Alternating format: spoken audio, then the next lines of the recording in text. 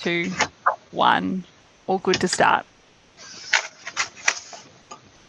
Good evening and welcome to the April meeting of the Mansfield Shire Council. I'd like to welcome my fellow councillors and council officers and any members of the public who may be tuning in here tonight. I will now call on each councillor and ask them to verbally confirm that they can see all councillors and hear the proceedings. Councillor Holcomb. Thanks, Mr. Mayor. I can hear the proceedings and see all councillors and council officers. Thanks, Councillor Holcomb. Councillor Rabi. Thanks, Mr. Mayor. I can see all councillors, council officers, and I can hear everyone. Councillor Sladden.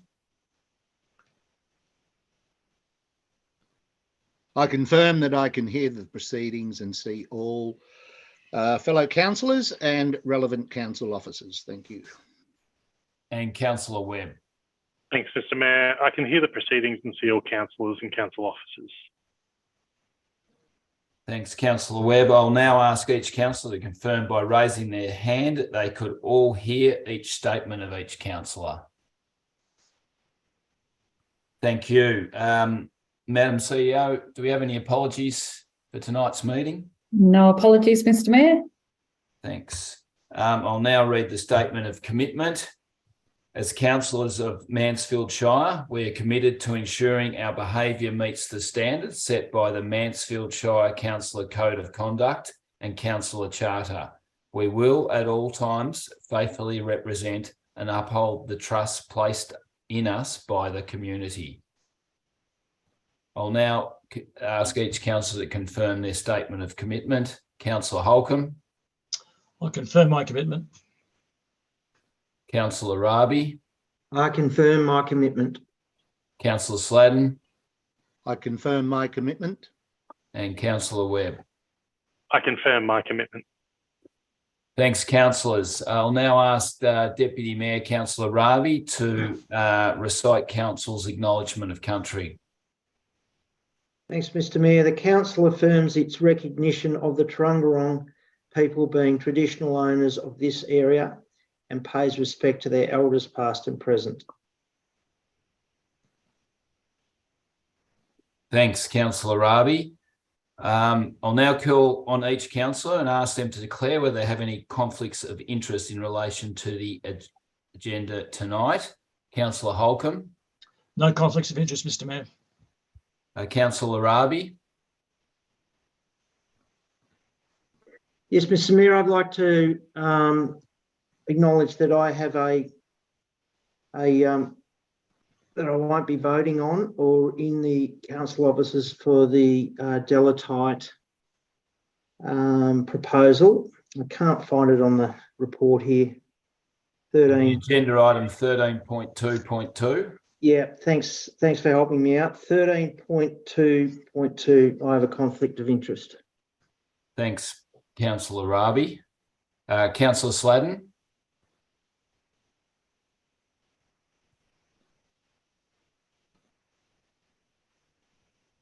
Councillor Sladden, are you there?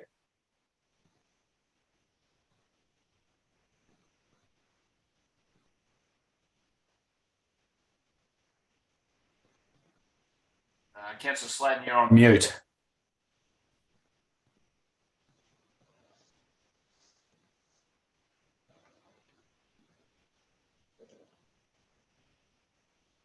As far as I can tell, Councillor Sladden, you're still on mute.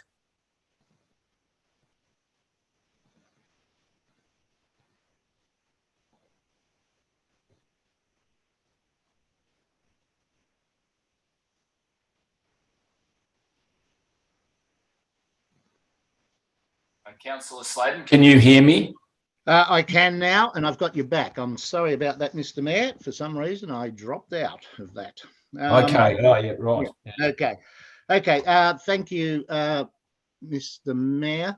I would like to make the statement that in relation to the confidential item on tonight's agenda, I'm aware of some social media chatter, and I'm also aware of some electronic mail messages being circulated.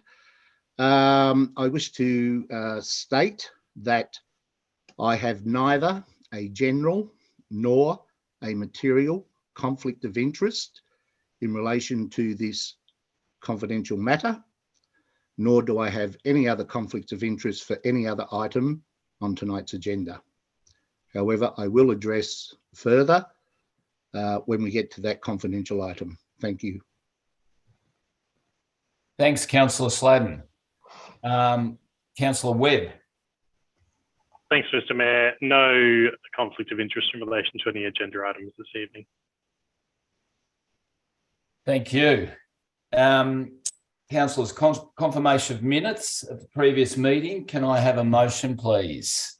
Councillor Webb. Thanks, Mr. Mayor. Motion being that the minutes of the Mansfield Shire Council meetings held on 21st of March 2023 and 4th of April 2023 be confirmed as an accurate record. Thanks, Councillor Webb. Can I have a seconder to that motion? Councillor Holcomb. All those in favour of the motion? Motion's carried. Item number 8 is representations. We have a number of representations tonight. For item 13.2.2, we have Mr. David Ritchie, Mr. Chris Stoney, Mr. Noel Landry and Mr. Anthony Gatti. For item number 13.2.4, we have Mr. Shannon Hill, and for item 13.2.3, we have Miss Kim Lynch, who will be doing deputations. Item number 10 is the Mayor's report. Could I have a motion in relation to that, please? Councillor Rabi. Yeah, thanks, Mr. Mayor. Move that the council receive the Mayor's report for the period of the 22nd of March 2023 to the 6th of April 2023. Thanks, Councillor Rabi. A seconder? Councillor Holcomb. All those in favour of the motion? The motion's carried. Item 11, reports from council appointed representatives. Just 2 announcements that the next meeting of the Mansfield CEO Employment Matters Committee will be on the 5th of May, and the Municipal Association of Victoria State Council meeting will be on the 19th of May, and there will be reports for them at the next meeting. Councillors, can I have a motion, please, in relation to item 11? Councillor Holcomb. Thanks, Mr. Mayor. The council note the verbal reports provided by councillors in relation to their representation on external committees. Thanks, Councillor Holcomb. Can I have a seconder? Councillor Rabi. All those in favour? Motion's carried. Item number 12 is public question time. We have 4 public questions tonight, 2 of which I will read and 2 which will be read by Councillor Rabi. The first one is from Miss Sylvia Tyers. The question being, I would like to know when council meetings will return to being in person. Internet coverage is not always reliable. This can restrict residents, especially from outlying areas, from viewing a meeting. The online format is also valuable for a similar reason, as people are reluctant to travel in the evening for safety reasons, mainly animals on the road. Also, health issues and the inability to leave dependent children and adults are a reason to still offer online. A solution would be to do both. Some councillors could attend in person and others are online. Thank you. So the response for Ms. Tyers, council is currently investigating how to hold hybrid meetings where the public can be involved both in person and online. And until this hybrid solution is available, council has made available space at the municipal building where a computer can be set up for you to watch and participate in the meeting with reliable internet connection. The second question is from Mr. Ed Adamson. The question is, it is suggested that Mansfield Shire have a target of, say, 5 to 10% of developments that have social or long season worker housing. How many, one, long season working family, and two, social housing rental accommodation dwellings have been enabled by the Shire of Mansfield in the last 3 years? The response to Mr. Adamson: Mansfield Shire Council takes the matter of social and affordable housing, as well as key worker housing, very seriously and works with within the regulatory framework to advocate for better solutions for Mansfield Shire. In the absence of a regulatory requirement, Council works closely with developers to encourage the provision of social and affordable housing as part of any development. In terms of the number of long season working family and social housing rental accommodation dwellings constructed over the past 3 years, this is not a statistic that is able to be tracked through the planning permit process. A dwelling is defined in a particular way in the Victorian planning provisions, and the price and how the dwelling is rented or leased is not something Council can control. The next question, Councillor Arabi, thanks. Thanks, Mr. Mayor. Next question is from Carolyn Suggett. Regarding the revised waste strategy, in brackets to include 4 bins, and the climate action strategy by the Mansfield Council, what mechanism and investment funding is the Council providing to educate the community and provide resources to reduce and repurpose waste, in brackets, and or overall footprint, rather than increasing both the footprint and the volume of waste generated by the community with increased pressure from high visitor numbers? Council response to Ms Suggett is that the minimalisation of waste, maximisation of diversion from landfill, and minimalisation of recycling contamination all rely on households sorting their recycling and waste, and this in turn relies on community education. To coordinate this education, Council employs a full-time project officer. Waste and resource recovery and the new recycling and waste contracts that begin in July 2024 include $70,000 per year for community education. Before these new recycling and waste services are rolled out, Council plans to deliver a detailed community education program that focuses on what goes in which bin, particularly for green waste. Council also encourages community members to drop off clean and working non-electrical items at the resale shop at the Mansfield Resource Recovery Centre. And Council recently had a successful Facebook campaign to encourage community sales from this shop. The Mansfield Resource Recovery Centre also offers community members the ability to recycle e-waste, metals, oils, mattresses, batteries, cardboard and car tyres, and drop off green waste that is mulched and used in commercial landscaping.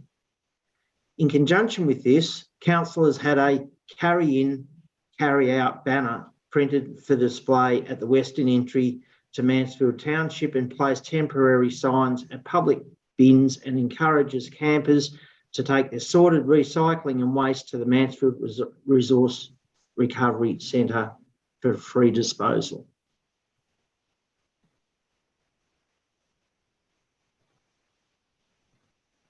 Full stop.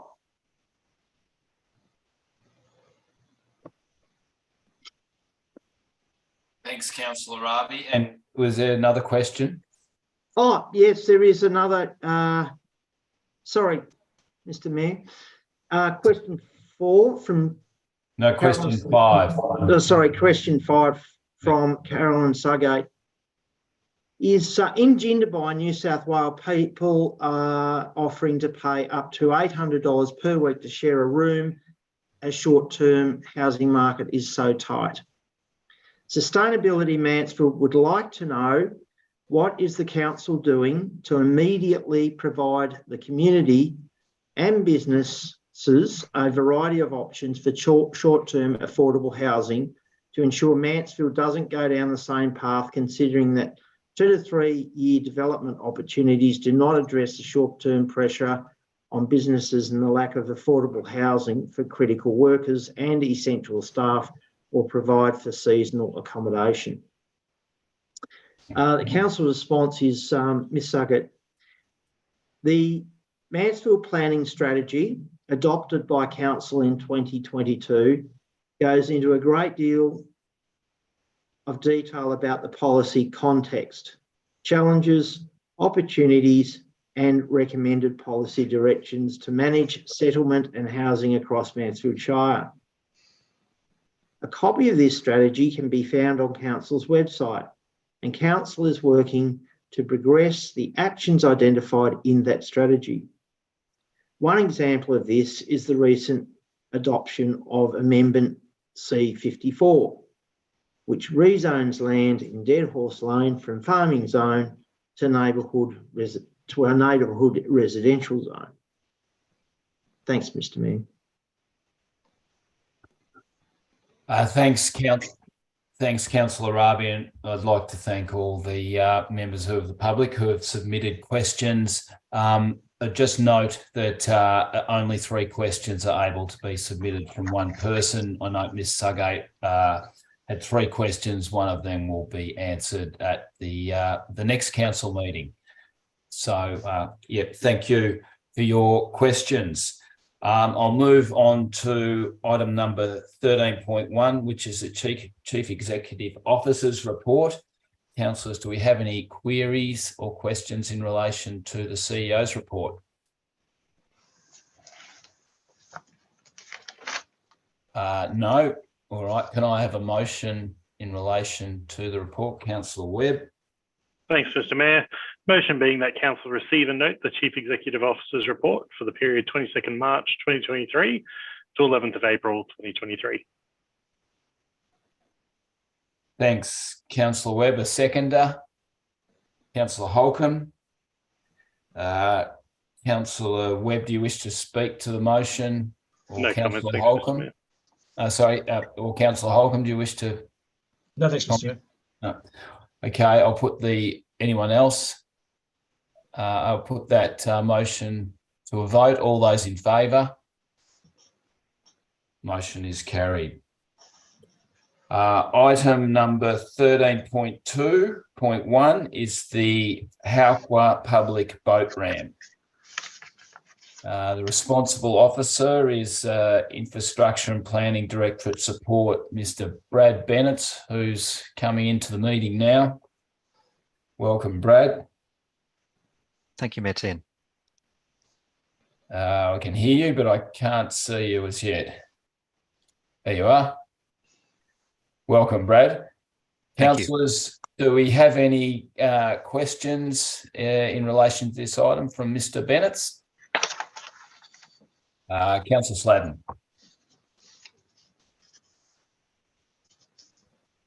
Thank you, Mayor. Mr. Bennett, good evening. My question is in relation to Barnett's Road and any future discussion, consultation that may take place about an alternate or additional ramp at Barnett's Road. Are you able to confirm that further consultation will be undertaken with the community group that are proposing an alternate or additional ramp at Barnett's Road? Thank you, Councillor Sladden. The current report doesn't make a recommendation in relation to a low to mid-level ramp, which we suggested could be sited at either Barnett's Road or Peachy's Road. It recommends investigating the concerns that community members have raised in relation to both of those sites to find which is most suitable. I think given that the concerns that we've received in the past in relation to Barnett's Road, if that option were to be preferred as a result of investigating those concerns further, we would conduct further community consultation in relation to that option. Thank you, Mr. Bennett. No further questions, Mr. Mayor. Any other questions, councillors? Councillor Webb. Thanks, Mr. Mayor. Hello, Brad. Thanks for joining us. Just confirming that the funding for this boat ramp will be grant funded from Goulburn Murray Water. Is that correct? Thank you, Councillor Webb. Currently, we have grant funding for the investigation and conceptual design project, which we are conducting on behalf of Goulburn Murray Water. Once that project is finished, responsibility for the ramp will return to Goulburn Murray Water and Better Boating Victoria rather than for council. Understood. Thanks, Brad. Councillor Holcomb. Thanks, Mr. Mayor. Brad, I'm not too sure whether this is a question to yourself or maybe to the CEO, but how much does it cost to build a boat ramp? It's once it gets up and going, once we give the go-ahead, yay or nay, how much does a boat ramp cost? Thanks, Councillor Holcomb. Sorry, I don't have experience with construction of ramps to be able to give a response to that, but perhaps one of the other officers may be able to help. Yeah, through you, Mr. Mayor, I'm happy to sort of jump in on that one. It really does depend on the extent of car parking works associated with the ramp. The way that these projects are being rolled out by Better Boating, they do have a reasonable amount of car park and roadworks associated with the ramp. So whilst you can get a concrete ramp for somewhere in the vicinity of around 100 to 200,000, depending on the length and the width of it, the associated car parking means that you're looking at a facility that's probably more in the order of about somewhere in a few hundreds of thousands. So it is a bit site specific, but that sort of gives you an idea of the order of cost. It might be anywhere from sort of 200,000 to about 500,000. And the cost of these ramps is funded through the Better Boating program, and they do prioritise based on their feedback from boating users and from the community generally. Thanks, Madam CEO. Councillor Holcomb. Sorry, Councillor Sladen, you got another question? It's not so much a question, Mr. Mayor, as just some background information. Mansfield Shire Council over many years, in conjunction with Goulburn Murray Water, have constructed a number of boat ramps around Lake Eildon within the Mansfield Shire. These have been ranging from quite inexpensive to quite larger amounts.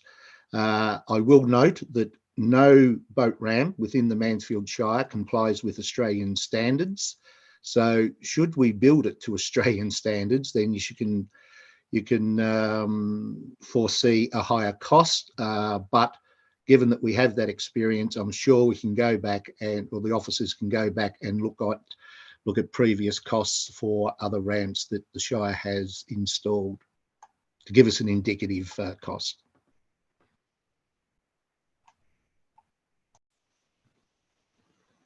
Councillor Ravi.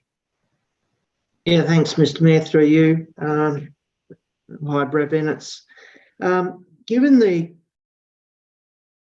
possible cost for a boat ramp, the Halkwa boat ramp, I believe, is going to be a high water boat ramp. Is that correct?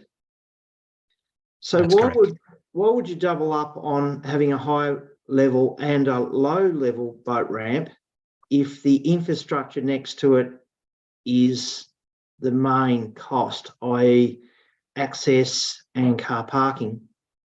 Why wouldn't we be looking at just one boat ramp? Thank you, Councillor Rabi. The original proposal that we investigated in 2022 was for a single ramp that would serve lake levels between 100% and 38%.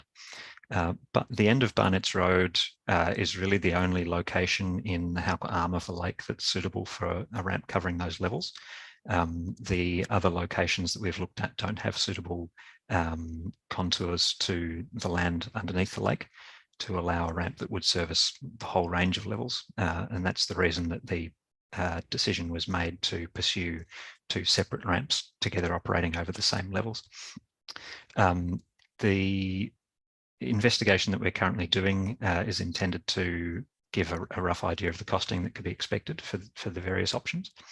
And we'll be providing those to Goulburn Murray Water and Better Boating Victoria for them to decide how they'd like to allocate funds in pursuing with the detailed design and construction. Thank you. Councillor Holcomb. Thanks, Mr. Mayor. Just going back to what Brad just said, and also what Councillor Sladen mentioned before, in those previous ones that we've done, how much money was all that money non-council money that went into the boat ramps that have been built? Thanks, Councillor Holcomb. I'm not sure, sorry, about the history of other boat ramps around Lake Eildon, not having been involved in them. Perhaps the CEO or General Manager could answer that. Through you, Mr. Mayor, I think Councillor Sladen might be able to answer that. Actually, he's got his hand up, so he's probably got history that I don't have off the top of my head. No doubt. A wealth of information. Councillor Sladen, are you going to inform us of a particular ramp and its costings? I am not able to give you specific costs, Mr. Mayor and fellow councillors, but firstly to address Councillor Rabi's comment or question, we have multiple access points around the lake within our shire that have multiple ramps that all accommodate differing lake levels. We're all aware that the lake does go up and it does go down. For example, Kennedy's Point has 5 ramps, which is accessible depending on different levels of the lake. In relation to Councillor Holcomb's question, it has been a combination, Councillor Holcomb. The majority that I have been aware of have been a combination of Goulburn Murray Water, Better Boating Victoria, or it used to be VRFISH, Victorian Recreational Fishing. So the grants have come from a number of outside sources. The cost to council is not so much in the installation of the ramps.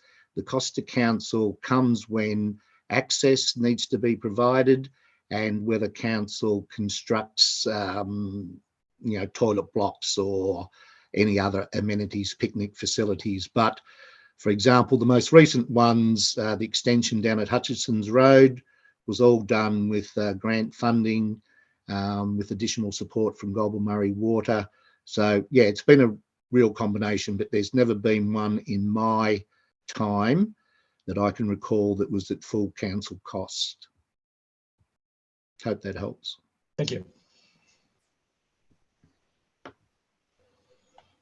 Okay, councillors, can I have a motion in relation to this item, please?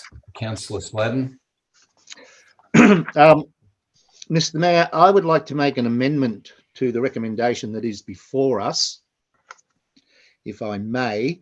And the first one is that council, number 1, notes the community engagement outcomes and commits to engaging further with the community in relation to a mid-level boat ramp.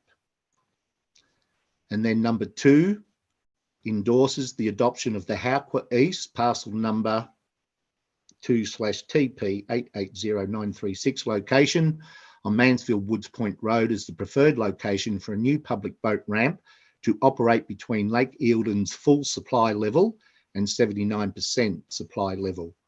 Number 3, notes that the detailed design of the new boat ramp will progress based on the above preferred location and will include further stakeholder consultation. Thanks, Councillor Sladen. Could you just read out point number 1 again for my benefit? Certainly. Notes the community engagement outcomes and commits to further community engagement in relation to the construction of a mid-level boat ramp at Barnett's Road. Thanks, Councillor Sladden. Do we have a seconder to that motion? Councillor Webb. Councillor Sladden, do you wish to speak to the motion? Thank you, Mayor. Look, this is an area that has long, for many years, cried out for a designated boat ramp. As we are aware, as the lake level does rise and fall, access to the lake is ad hoc, I suppose. So having designated boat ramps is certainly a lot better than having people just pulling up and launching their boat where they can get access.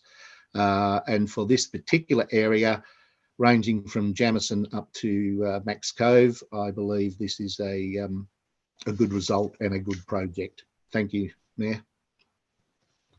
Thanks, Councillor Sladden. Councillor Webb as seconder.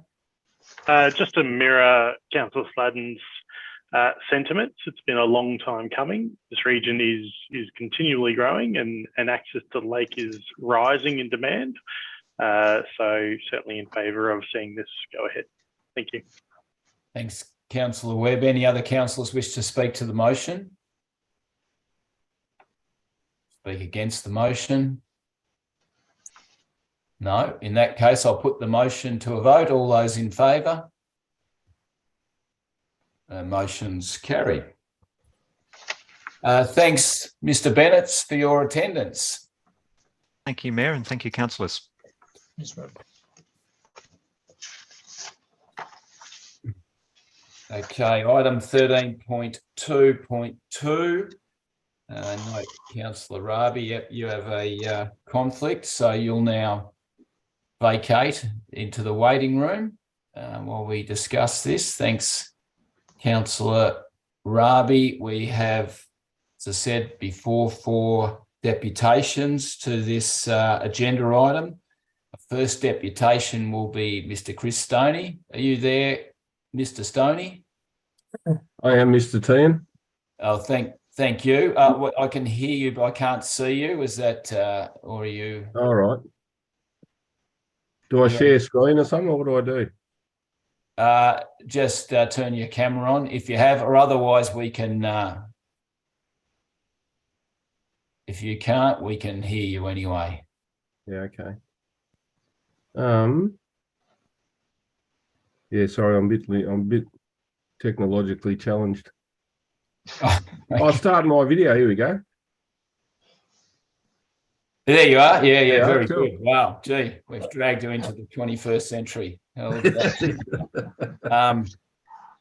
Mr. Stoney, thanks for your attendance. You've got 3 minutes to talk on item 13.2.2, which is the development at 390 Pollards Road, Mansfield, the Deltite Winery. So I'll get you to speak and then answer any questions that councillors might have after that. So away you go. Yep. Right. So I don't get to hear what everyone else says. It's just. Oh yeah, no, you do. Yeah. Oh, cool. Yeah. So it's just started. So it's just starting now, then, is it? And we've just started. Yeah. So you're first cool. cab off the rank in terms of deputations. So yeah, cool. Okay.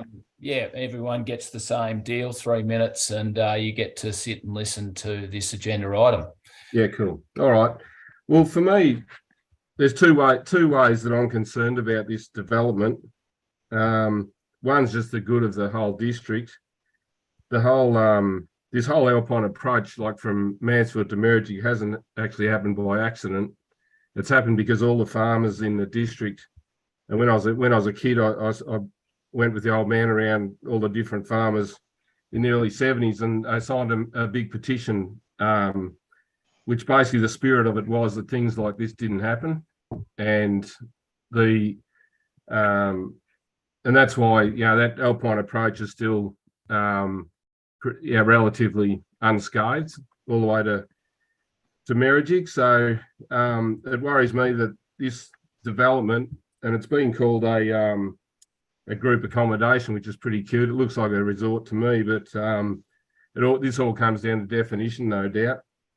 But I just think this will set a precedent for, just basically carving up. And when I did read I read the definition on the Alpine approach. There's a big write up there about it, minimising the visual impact of buildings and works, setbacks from prominent ridge lines, and adjoining nearby private land. And nearby private land is mentioned on a number of occasions. And the views from this development proposal is literally just overlooking our farm and our house, and it's probably 50 metres from the boundary fence. When they've got thousands of acres there, why can't, if it is going to happen, why can't it be, further away and looking the other direction? And then, of course, so that's the big picture. But with just personally, the road, the traffic, this is all pretty well documented. But the culvert on Stoney's Road was actually built just for a driveway culvert. It comes down to rights to farm issues, like we've had a lot of problem already with dogs and people walking dogs.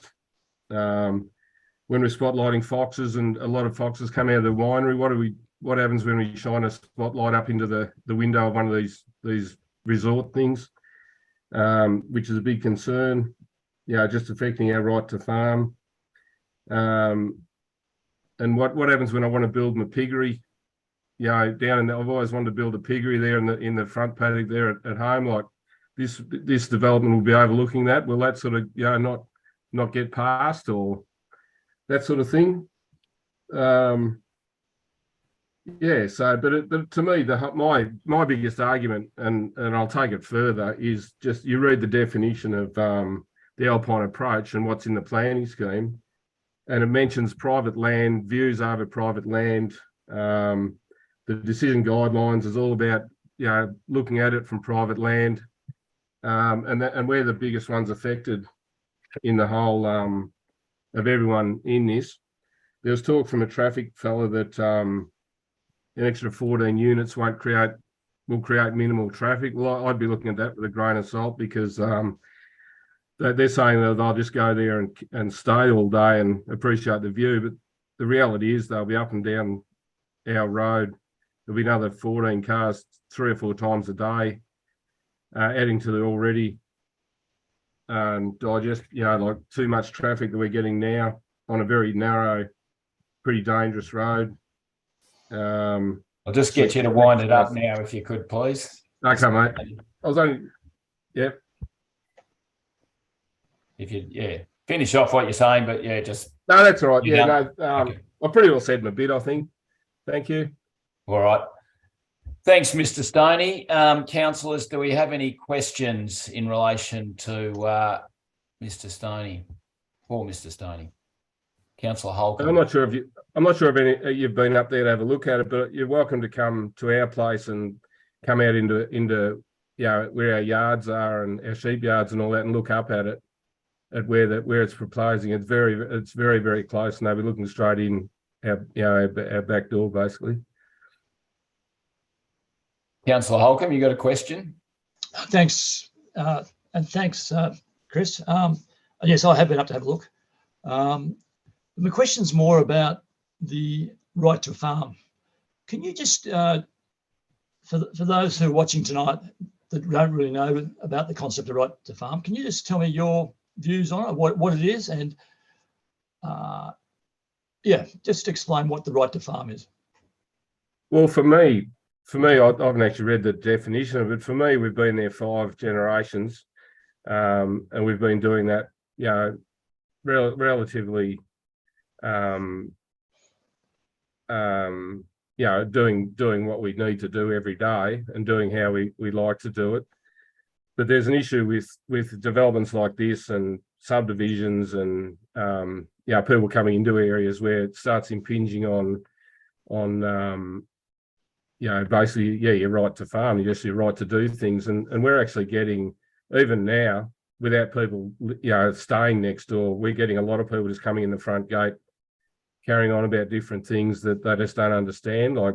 And they'll get over the fence and go and ewes just lambed, and they'll think, that the ewe runs away a little bit because they're scared of the people. And then the people go, the poor lamb. So they get over the fence and go and catch the lamb, and then of course the ewe takes off, and you never, you basically mismothered it, and it'll end up dying. And then they turn up on the doorstep with this lamb with afterbirth all over it, saying, "Oh, the poor lamb, the ewe ran away from it," sort of thing. So it's just, and things like dogs. Like we've had, my boy Jack had a stud lamb that, long story, but a dog mauled it there last year. And just with this development, there'll be people up and down that road going for walks and with their dogs, and it just, crossing sheep across the road, cattle up the road. It's just impinging, spotlighting, like I mentioned, like the right to be able to go out and shoot a fox that's killing your lambs. There's numbers of things, even, like when we're feeding sheep in a drought, feeding cattle in a drought, you're getting people whinging about things like that, and they just don't understand that it's the best way to actually save your land, and by getting all your stock into containment areas and feeding them grain rather than degrading all your land so it blows away. But people look at that and they think it's really cruel on the animals. It's just understand. You know what I mean? Yeah. I know exactly what you mean, Chris, but just for the audience. Yep. Thank you. No worries, mate. Councillors, any other questions for Mr. Stoney? No. Okay, thanks for your deputation. So you just hang around, and we've got 3 more speakers to come through. Yep. So thanks for your presentation. Next presentation is from Mr. Anthony Gatty. Mr. Gatty, welcome to the Shire meeting. Thank you, Mayor Tan. Look, I'm acting on the behalf of the applicant, just with regards to the proposal. Instead of responding or making a statement, I believe you've read through council's report. I believe it's a fairly written report. It takes the merits of the application and balances it against the provisions of the relevant policies, and I think comes to a fair conclusion. I'm here just to respond to any questions that you may have. Oh, okay. Sorry, Mr. Getty, can you just state what your relationship is with the applicant? Yeah, so I am a town planner / project manager working on behalf of the applicant. Okay, thank you. Given that Mr. Gaddy hasn't anything further to say, councillors, is there anything that you'd like to ask Mr. Gaddy? Councillor Holcomb. Thanks, Mr. Mayor. Mr. Gaddy, just I'm a bit struggling with who the applicant is. Yep. Yeah, so the applicant is a group called the Alpine Lodge Group.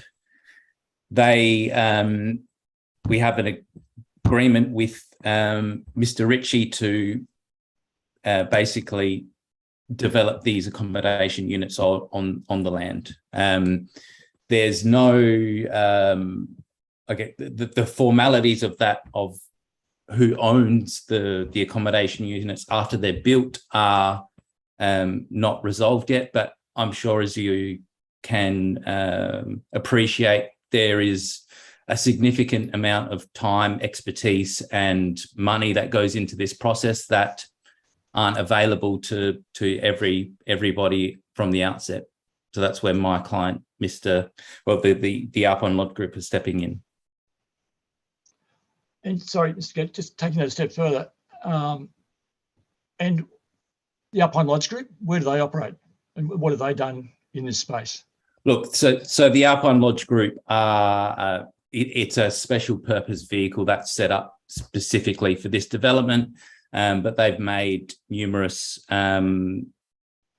applications and other types of developments throughout South Australia and New South Wales.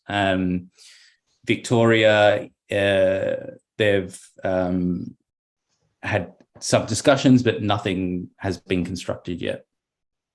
So this is your first development in this space? In Victoria, yep. Yep. Yes. And sorry, just you mentioned you're involved on the design side, is that correct? Correct, yep. So with respect to the previous speaker, he said that it's going to be looking down directly over his back fence. Mm-hmm. Is that what's going to happen from your perspective? Look, there's 14 accommodation units and a common lodge facility. Most of the accommodation units are pointing towards Mount Buller. There are some that are captured on that face more towards Mr. Stoney's property, but they are still trying to maximise the view to Mount Buller. That's the selling feature of the property. I note that Mr. Stoney's property is around 900 metres away from the closest accommodation unit, eco villa, as we're calling them. So while there may be some orientation towards his property, the impacts from actual overlooking are going to be minimal at that distance. Okay. And sorry, Mr. Mayor, one final question. I noticed in that the application is for use and development of land for group accommodation and an associated restaurant. I didn't pick up from the designs or whatever that I saw that there was an associated restaurant there. Yeah, look, I think it's a technicality of the planning system and how it's had to have been categorised by council. So what we have is a common lodge facility that is going to be available to the visitors of the eco villas. In that lodge facility, they will serve some food and some drinks, but that food will be provided by the existing restaurant at Delatite. So while there will be some food served there, it's not a new restaurant facility that's going to be open to the public. It's purely a facility for the private use of the visitors. Thank you. Thanks, Mr. Mayor. Thanks, Councillor Holcomb. Councillors, any other questions of Mr. Gaddy? Mr. Gaddy, I have one just in relation to where the units are in terms of Mr. Stoney's property. Did the group look at perhaps siting some of the accommodation units on the southern side of the existing winery in terms of just being able to alleviate some of these problems that may occur? Look, we looked at a number of spots around the property and we had to basically balance the various locations on the property with the construction and servicing issues around spreading them too far apart. So we need to cluster them together from a service perspective. That's an absolute. Then in terms of servicing the eco villas from an infrastructure perspective, the closer they are to existing infrastructure minimises the impacts that they have on the landform. And further to that point, there are areas within the property that are more prominent, but also have a greater impact on the alpine approach. So really taking the provisions of the significant landscape overlay and applying those to the site, we wanted to minimise the impacts on the ridgeline and not break the skyline at any point. And we found that this location was the best after a couple of site visits. So originally there was a design with some accommodations further up and away, but once we got to site, we understood that really that wasn't an appropriate spot for them because they did impact on the ridgeline. They broke the skyline as well, and so we had to remove those and redesign the scheme. Okay, Thanks, Mr. Gaddy. If there's no further questions, I'll now ask. Well, thanks. Yeah, thank you for your attendance. I'll now ask Mr. Noel Landry to come into the meeting. Hey, Noel. Good evening. Thank you very much for the opportunity. My name is Noel Landry. I'm the general manager at Mount Buller. My capacity today, I'm commenting in favor of the application. Our relationship to the application of the business. We are a fellow tourism business within the valley and also on the mountain, obviously. And we are also a competitor in many ways of this product. We are currently operating the Mary Jig Motor Inn, where they have the leasehold there, and we have accommodation there as well. So we've got a few hats in this discussion. Today, I was at the Sustainable Tourism stakeholder meeting that the council put on at Mary Jig. It was a fantastic opportunity to bring people together to discuss just what we're talking about here. How do we have more sustainable tourism products, experiences, and investment that really build more diversity in the area across not just tourism, but our history as well around farming, agriculture, manufacturing. And I think this development couldn't do this better in terms of what they're offering. It is sensitive to the location. It is, it's the sort of product that we need, not just for us on mountain, but in the valley. It's done by responsible, known people in our area who we respect. I think that it ticks every box that we could possibly want in this sort of situation. I know that we're doing this plan right now around sustainable tourism. And I think that's very important that we inform future decisions around it. But again, I think that we'll find at the end of that study, the sorts of projects that we're looking at here, or this project, is the sort of thing that we want, something that does honor the history, that is bringing together farming, food experiences, the accommodation that we need for times on the mountain where we don't have enough accommodation. And people are looking for something different than the motels that we offer, or just expensive places on the mountain. This is something sustainable. It's got a unique offering that we don't currently have in the region. So in terms of summing up, it's sustainable, it's quality, it's offered by people with credibility in our area. Looking at the history of the design and builders, they've done this sort of thing before. It gives me confidence that it's something that's going to add to the tourism product in the region that will help all businesses like us. Thanks, Mr. Landry. Councillors, do we have any questions? Councillor Webb. Thanks, Mr. Mayor. Thanks for that, Noel. Just a quick one, just to clarify your statements. You said at the beginning there that you're technically in competition with this development, but you're still in support of it. Is that right?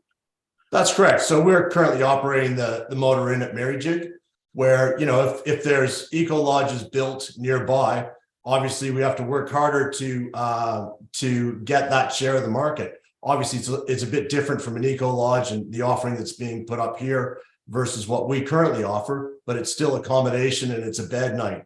But we think that it's the best thing for the region to have this sort of offering. And we think that it will help us in the long run.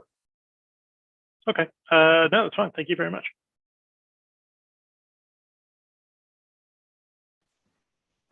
Councillors, any other questions of Mr. Landry? Thanks, Mr. Landry, for coming in.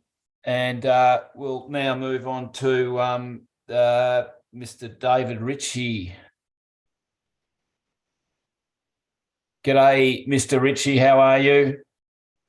Very well, thanks, Mr. Mayor. Thanks, Mr. Tian, and thank you, councillors.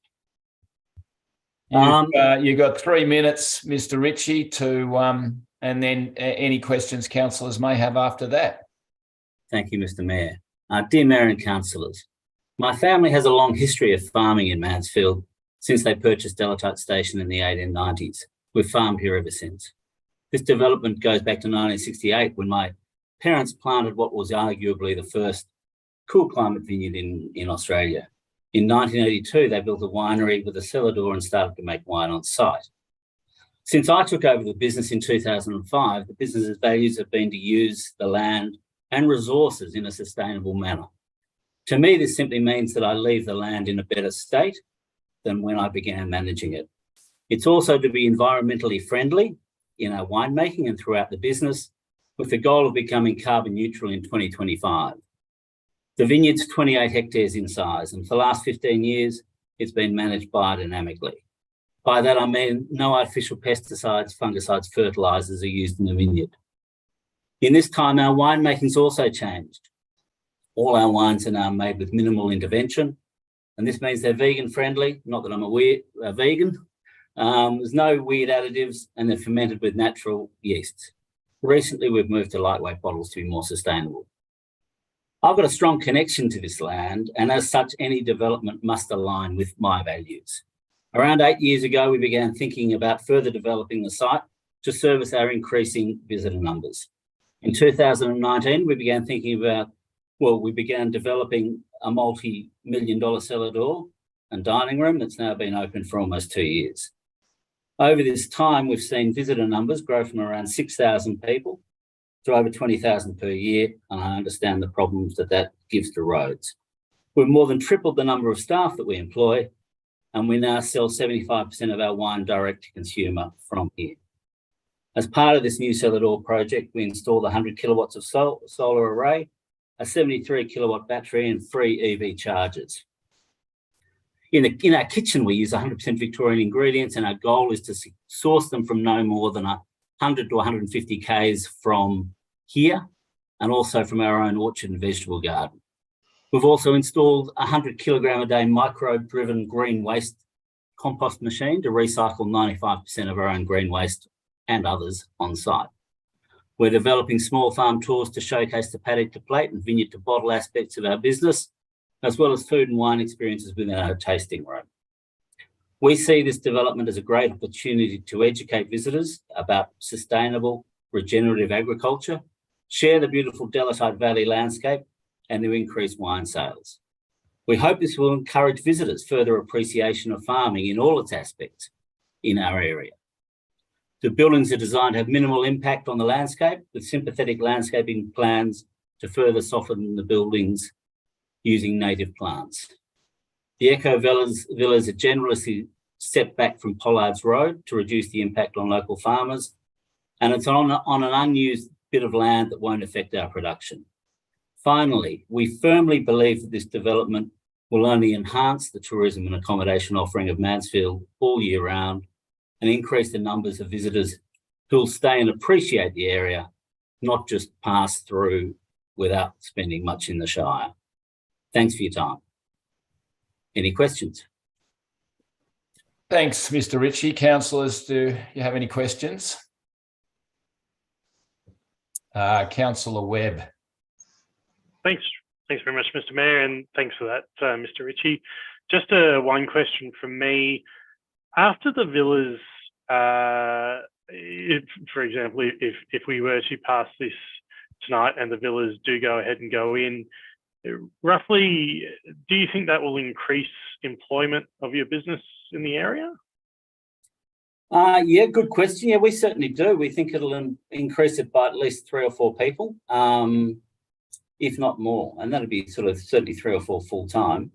The biggest expansion, I suppose, has been over the last couple of years where our employment's tripled, and most of those are local people who are living in the area. So, but it will lead to increased employment, I'm sure. Okay, thanks very much. Thanks, Ed.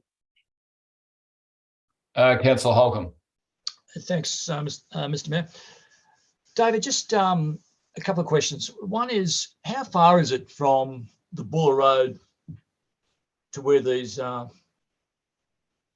units are going to be? Oh, I don't know the exact kilometres, to tell you the truth, Councillor. I think it's about approximately 2 kilometres. Right, okay. And somewhat related to that, but there's definitely some issues on the on some of those roads getting into the winery, it's an area that if there's a large traffic, and even with the existing traffic, what's the plans to how that might be mitigated?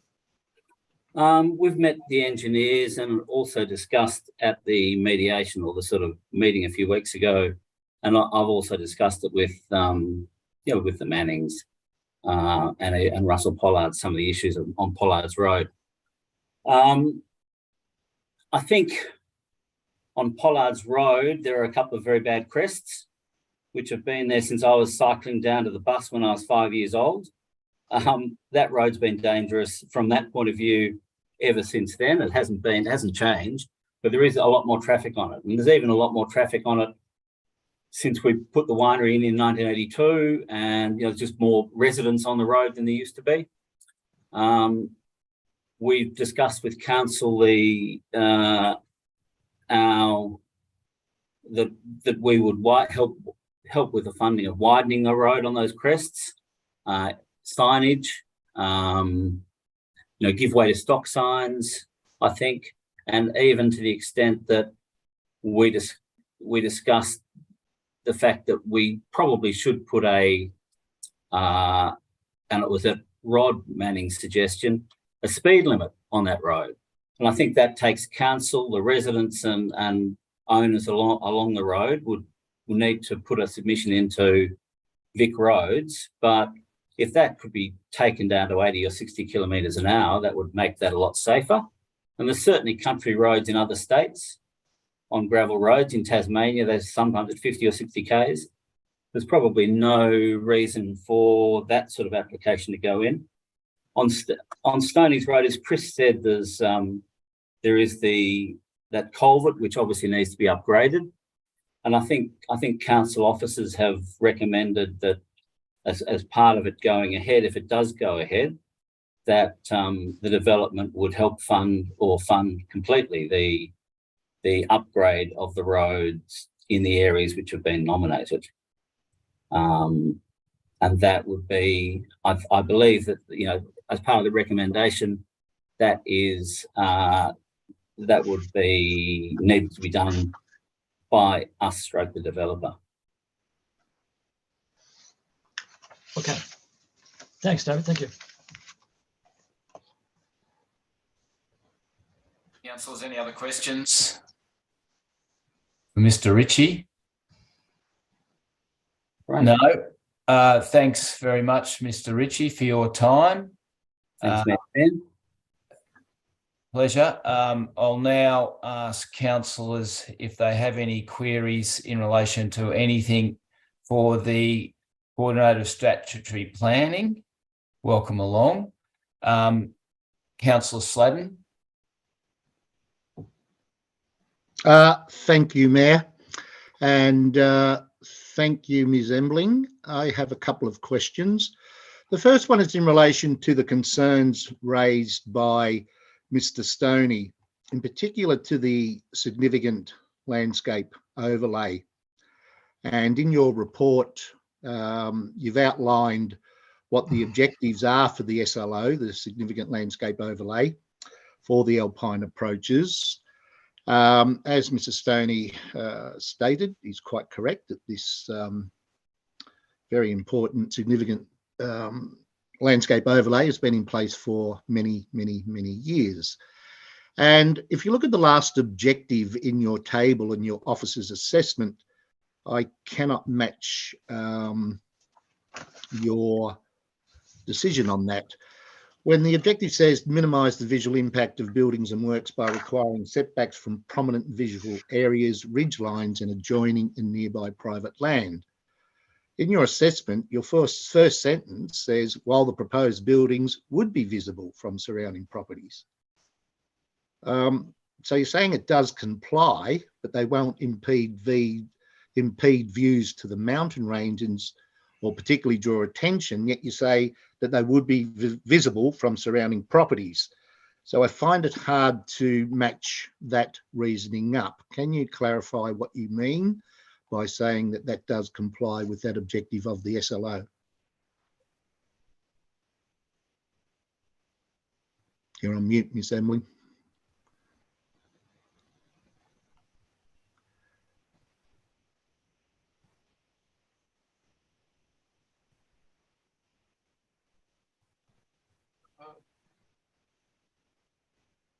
You're now on mute, assembling, but now you're not. Can you hear me? Yes, can now. There we Yep. go. Sorry, apologies. Thank you. Through you, Mr. Mayor. So the assessment of the significant landscape overlay goes above and beyond whether or not a building is just visible. If we think about our approach from Mansfield to Mount Buller, quite a lot of buildings that we can see from those roads, and rightly so. If all buildings had to be invisible, there wouldn't be any for a very, very large portion of our land in our Shire. So the assessment to do with that particular clause relates to whether those views are actually being impeded or blocked per se. So when looking at the particular siting of this development in terms of surrounding buildings and surrounding landscapes, views in particular to our mountain ranges, assessment, and particularly an on-site assessment, determined that those buildings wouldn't be in the way of existing view lines and significant view lines. For example, most of that policy is based around the views along our approach, so being the drive along Mount Buller Road. Those buildings are not in that view line specifically. I obviously acknowledge that the buildings would be visible from surrounding properties, from Mr. Stoney's property in particular. His house is one of the closest ones to the subject land. But the buildings themselves wouldn't actually be impeding view lines to the mountain ranges from any surrounding existing developments. Okay, thank you. My next question relates to the, I'm a bit confused in the recommendation and the numbering of the conditions that are there. We seem to jump from number 13 under engineering to then number 5, and we're talking about stormwater design work there. And then if you go down further after 17, we get another number 5, which looks at sediment pollution control. For you, Mr. Mayor, so I can confirm that there's obviously been a bit of a typo error, technical error in the council report. However, the officer delegate assessment that is attached to the council report has the correct numbering, which is in numerical order. There's just been an error carrying those conditions across into the council report. Okay, well, right, okay. So in relation to both those number 5s that are there under engineering, and then if we go up to number 10 under wastewater, no, sorry, number 9 under wastewater treatment, can you just explain the asterisks where you've got where wastewater is treated to at least a secondary standard? Distance may be reduced in accordance with the current EPA code of practice on site, etc., etc.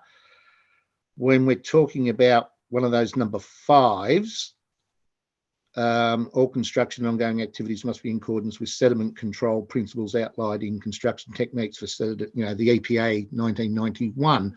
Do those two match up? Yes, thank you. The requirement for the wastewater for this particular application, because it is so large, anything over 5,000 litres per day actually requires EPA approval rather than a standard septic tank permit through council. So those conditions are fairly standard in the sense that the actual approval from EPA can't be given until a planning permit is issued.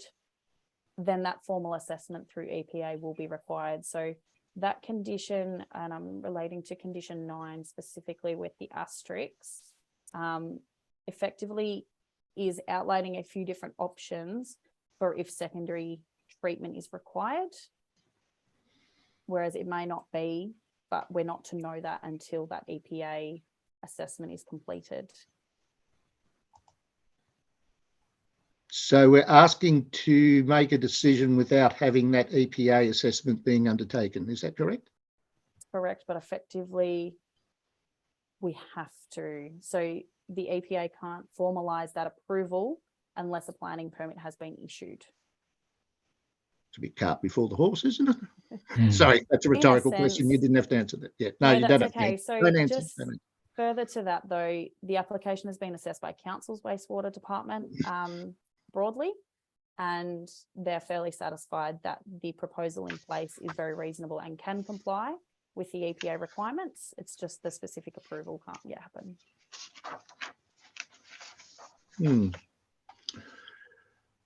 Okay, all right. Sorry, very minor, just under point 14. There's a typo there when you're talking about the intersections of Mansfield Woods Point Road and Buller Road, but minor point.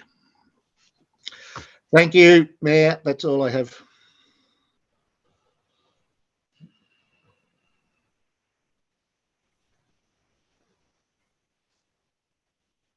Councillor Holcomb. Thanks, Mr. Mayor. Ms. Ambling, just can you explain for me the significant landscape overlay for the Alpine approaches? Can you tell me how that works? And is it a clearly defined area? Is how far off Buller Road is it? Is that how it works? So what are the boundaries for it? And if this goes to VCAT, how would VCAT see a breach of that, if we are in breach of it? Certainly, thank you. Through you, Mr. Mayor, the significant landscape overlay does apply to quite a broad portion of our shire. I'm actually, just bear with me while I pull it up so that I'm providing correct information. Where are we? So the significant landscape overlay effectively applies to almost all of the land at 390 Pollards Road, so the subject land. Actually, the boundary is towards the back end or the southern end of the site. Just to give you a little bit of scope, so I believe the buffer area along the south side of Mount Buller Road is around the 3 kilometre mark. I personally wasn't involved in the application of the significant landscape overlay when that policy came into place. However, when looking at it on a map, it appears that it takes in most of the land that is visible from that approach driving along Mount Buller Road. In relation to the other part of the question about VCAT's views on the matter, I can offer some assumptions as to VCAT's assessment of that. However, obviously wouldn't be able to offer any detail. VCAT would usually go through quite a detailed analysis similar to the officer recommendation report to break down the specific elements of the policy and how each element of the application has addressed that or doesn't comply.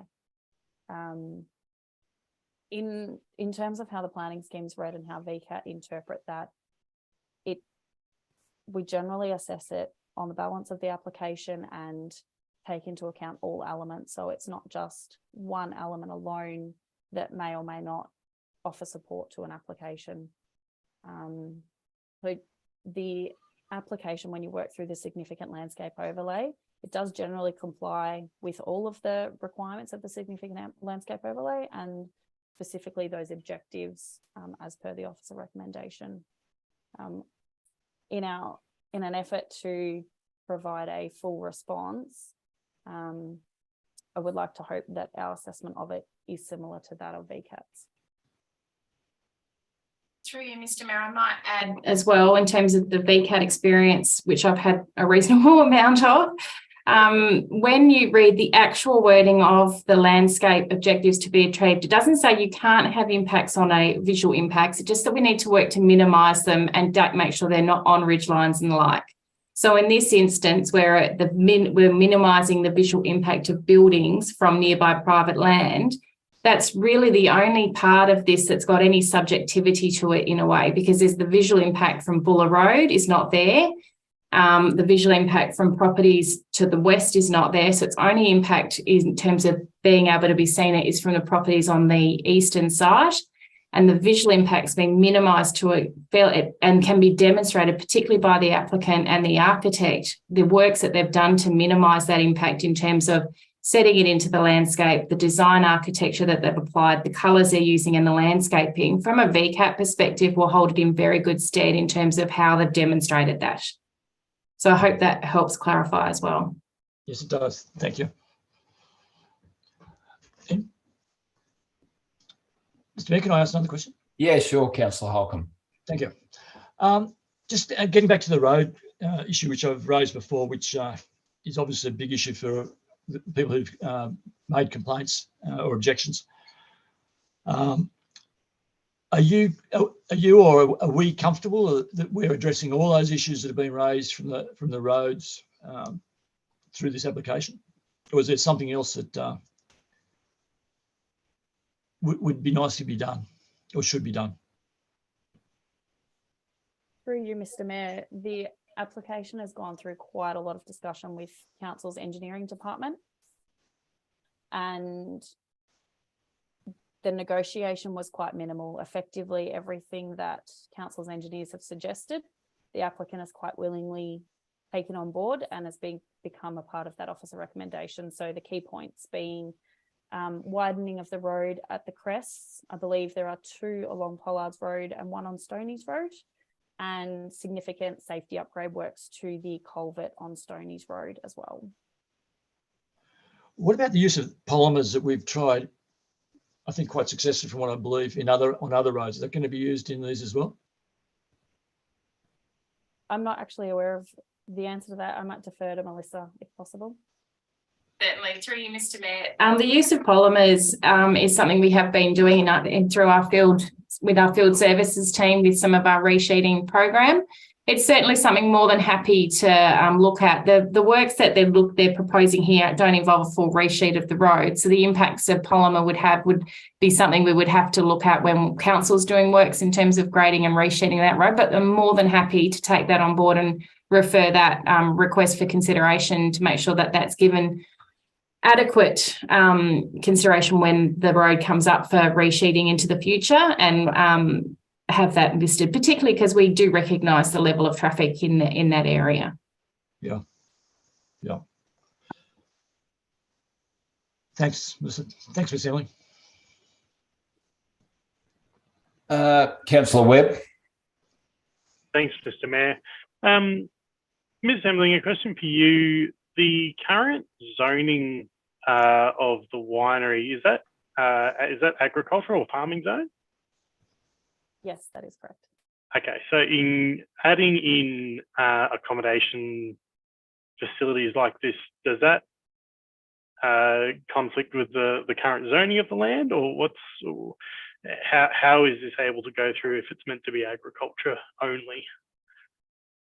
Through you, Mr. Mayor, the zoning of the land is farming zone, as is all of the surrounding land and most of the land in Mansfield Shire. So the farming zone policy provides that farming is as of right. Therefore, in most cases for low scale, low impact farming practices, a planning permit's not required. And then when alternative uses such as accommodation or other things pop up, they do require a planning permit to consider those additional uses and the impact that they may have. A bit of a good comparison is most of the accommodation facilities in our Shire do fit within a farming zone. Anything outside of our township boundary is effectively in a farming zone. So it is quite normal, and as part of the assessment of the application, it is a big part to look at potential for conflicting land uses, and consideration is given to the setback and what those land uses are. Further to that is that the winery itself has quite a high density or high impact agricultural use, being the vineyards themselves. And in some instances, the controls placed around buffer zones for that winery do actually apply to the surrounding lands already. So there's kind of that natural buffer between adjoining land uses. But in general, it is a fairly normal practice And this application has responded fairly well to the provisions of the farming zone in terms of its setback and siting and utilising existing driveways and accesses and proximity to infrastructure. So generally the farming zone talks about keeping all buildings and works within one area to reduce loss of farmland, and this application has done that. Wonderful, thanks very much. Miss Embling, just a question in relation to following on from that. Mr. Stoney mentioned that in the future he may want to put in an application for an intensive piggery down near his house or on his land. So from what I'm gathered from what you're saying is there wouldn't be he'd have to put in a planning permit, of course, but this development shouldn't affect his right to do that? That's correct. Thank you. So because it is a farming zone and the example that Mr. Stoney gave being a piggery is considered intensive agriculture, would require a planning permit and effectively gives the same considerations. So conflicting land uses. Piggeries, for example, do require extensive setbacks from sensitive uses being residential. So would even require significant setback from his own house.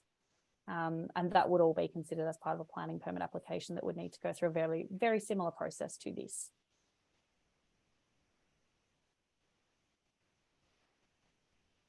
Okay, thank you.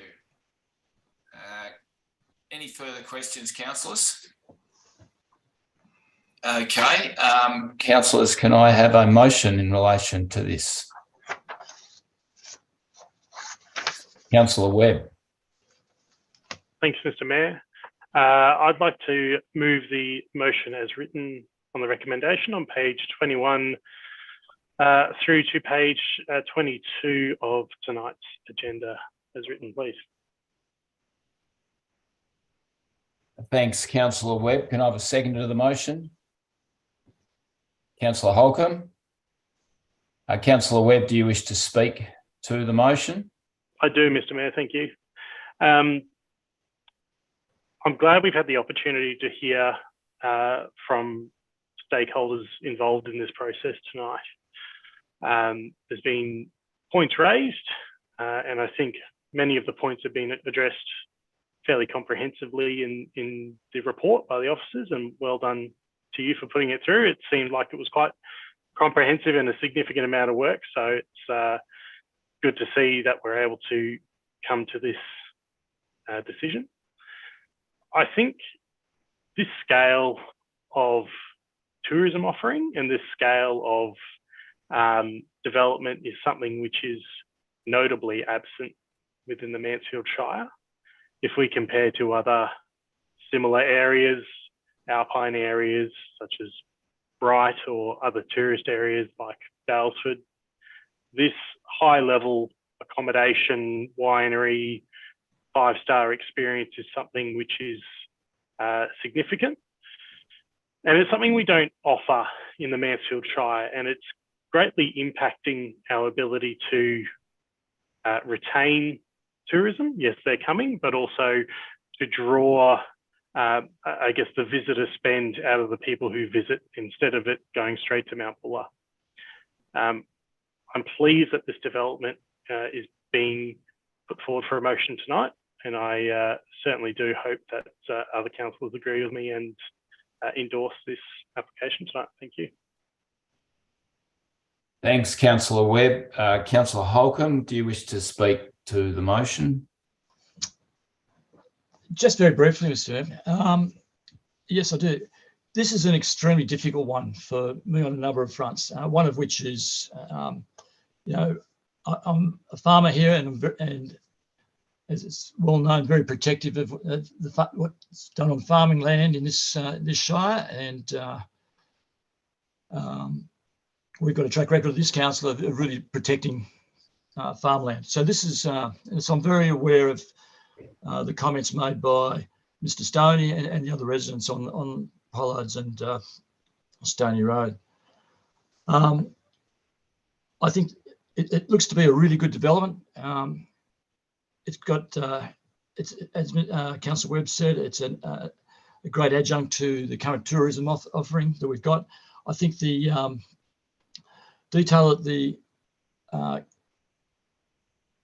Ms. Crane and Ms. Emling have gone into in putting this together has been very comprehensive. There's been lots of engagement from what I can gather. And out of that has come that the residents on both Stoney's Road and Pollard's Road will get a far better road than what's currently there now. So that's one positive from the residents' point of view, and hopefully that negates most of the issues that the residents have. However, I'm very aware of Mr. Stoney's concerns, and hence my interest in both the right to farm and what would happen if this actually went to VCAT. So thank you, Mr. Mayor. Thanks, Councillor Holcomb. Anyone wish to speak against the motion? Anyone else wish to speak for the motion? No, in that case, I will put the motion to a vote. All those in favour of the motion? The motion is carried. I'd like to thank all the people who spoke at the meeting tonight, and thank you for your comments. And I know it doesn't appeal to everyone, but thanks anyway for your contributions.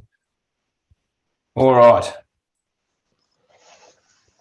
We now need to bring Councillor Raby back in the meeting.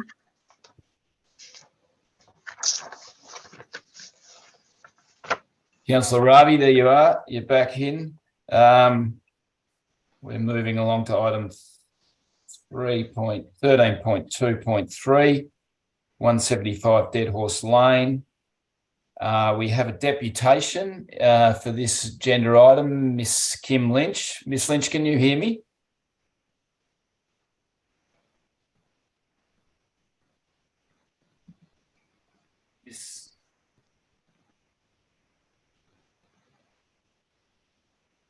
Miss Lynch, are you able to hear me? You're on mute. Yes, I can hear you. Can you hear me now? I can, Miss Lynch. Yep, I can hear you. Can't see you as yet. I'm just there you working are. on it. Got you now. Okay. No, that's good. Welcome to the Shire meeting. You've been here and done this before. You know the drill. It's 3 minutes. Your deputation, then questions by councillors. So welcome, and away you go. Thank you, Mr. Mayor. Good evening to all the councillors, Madam CEO, Shire officers. Tonight, as always, I'm speaking on behalf of Mansfield Matters Group, and we believe that you are being asked to vote yes tonight to a subdivision plan that is incomplete at this time. And we turn our attention to the Cultural Heritage Management Plan, which in Shire documents states that there's a significant acreage which needs to be explored across that plan. And whilst we recognise that the development plan that's being put forward doesn't have to have this in place, it could have significant changes required to the subdivision depending on what the findings and the analysis is. We note the Shire document notes that there's 2 scarred trees already identified across that land, but there's no vegetation plan or any other notable features that have been explored to describe how the subdivision may well end up looking like. So depending on those findings, things could be very different. There might be less lots, there might be a change of articulation, or there could be other unintended consequences that we just don't know about. So we say that there's also some real risk in terms of the long-term sustainability of the high country character that's a part of that land on the Northern Gateway, which is a core reason why Mansfield Matter Group is involved in this discussion. And we say that the the features across those paddocks with the beautiful old world-class mature red gums is one of the best natural spaces across our 4 gateways. And they have to be retained, but there's no real plan to say that they will be or can be, depending on what is found in this cultural plan. They need to be kept because of the association with the country. It's part of the landscape as we drive into town, and the longevity of their growth has to be really appreciated. We're lucky to have them, and they need to be protected. We're also concerned about the general tree retention. There's said by the developer to be 90 trees to be retained, not sure which ones or how, that there's water sustainability said to be across 100,000 litres, and appropriate car parking links are all proposed by the developer, but there's nothing conditioned or enforceable in the paperwork in front of you that we understand. And unfortunately, history seems to repeat itself. And we all know that once a developer has got any sort of a green light, well, the genie's out of the bottle, and what's not written down in stone probably will not happen. So we don't want to see a major planning mistake that can't be undone on the township approach. The gateway is probably our 3rd most important and will become more important as time goes forward. We want to keep it looking great. Having said that, we're not negative to this subdivision, and we've given broad approval in terms of what we're seeing, but we say subject to clear controls and protections. And we feel uncomfortable with what we're looking at in the paperwork thus far, and that all decisions, or a lot of decisions in terms of what I've just mentioned, are being kicked down the road, if you will, because they're going to be part of planning permits for individual lots into the future, not the big picture for the subdivision as a whole.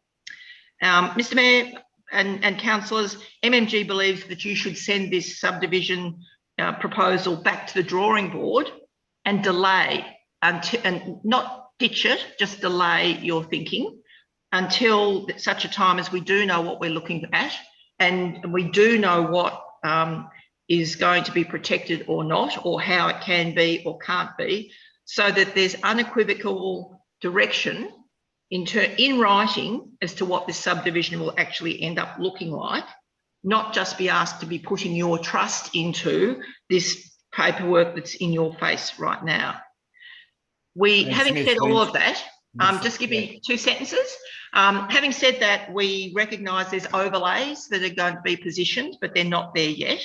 And we're also told the developer is really listening, so that's great too. We appreciate that.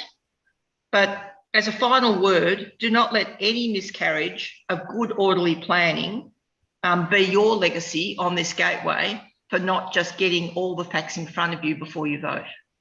Thank you. Thanks, Ms Lynch. Councillors, any questions for Ms Lynch? Councillor Rabi. G'day, Kim. Thanks for coming along tonight. And I believe you're the spokesperson for the whole group.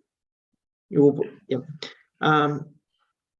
Kim, have you got the plan of trees that accompany the proposal? The trees that are prepared, that are going to be protected or kept, and the ones that are going to be removed?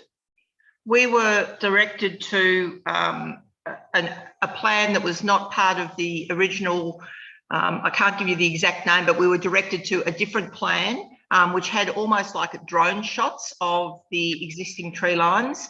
That's what we were told gave better reference than some of the other documentation that had more, I guess, lineage of the lot shapes and the road structures.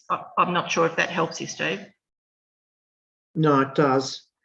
And your major concern, I know that Mansfield Matters Group have been very keen on our township approaches. That's basically your your torch. So good on you too. But so you're also concerned, I believe, about the approaches and having something actually in writing that the developer has to conform to rather than promise to conform to. Is that correct? Yeah, I think a lot of the language in the developer's document is about proposal of this and proposal of that. And really, that's well and good. But when those blocks get sold to somebody else, suddenly the developer's proposal becomes a bit null and void, because if there's a planning permit that's going to be in and somebody wants to build a massive shed, and oh, by the way, we have to take this tree out or move that, or no, we can't put this amount of parking space in, or no, we can't put in a tank large enough to be sustainable. The disconnect between the eventual owner of the lots and the developer and what their intentions, good intentions may well be, suddenly has a big disconnect, we feel. Yeah, okay, thanks for that.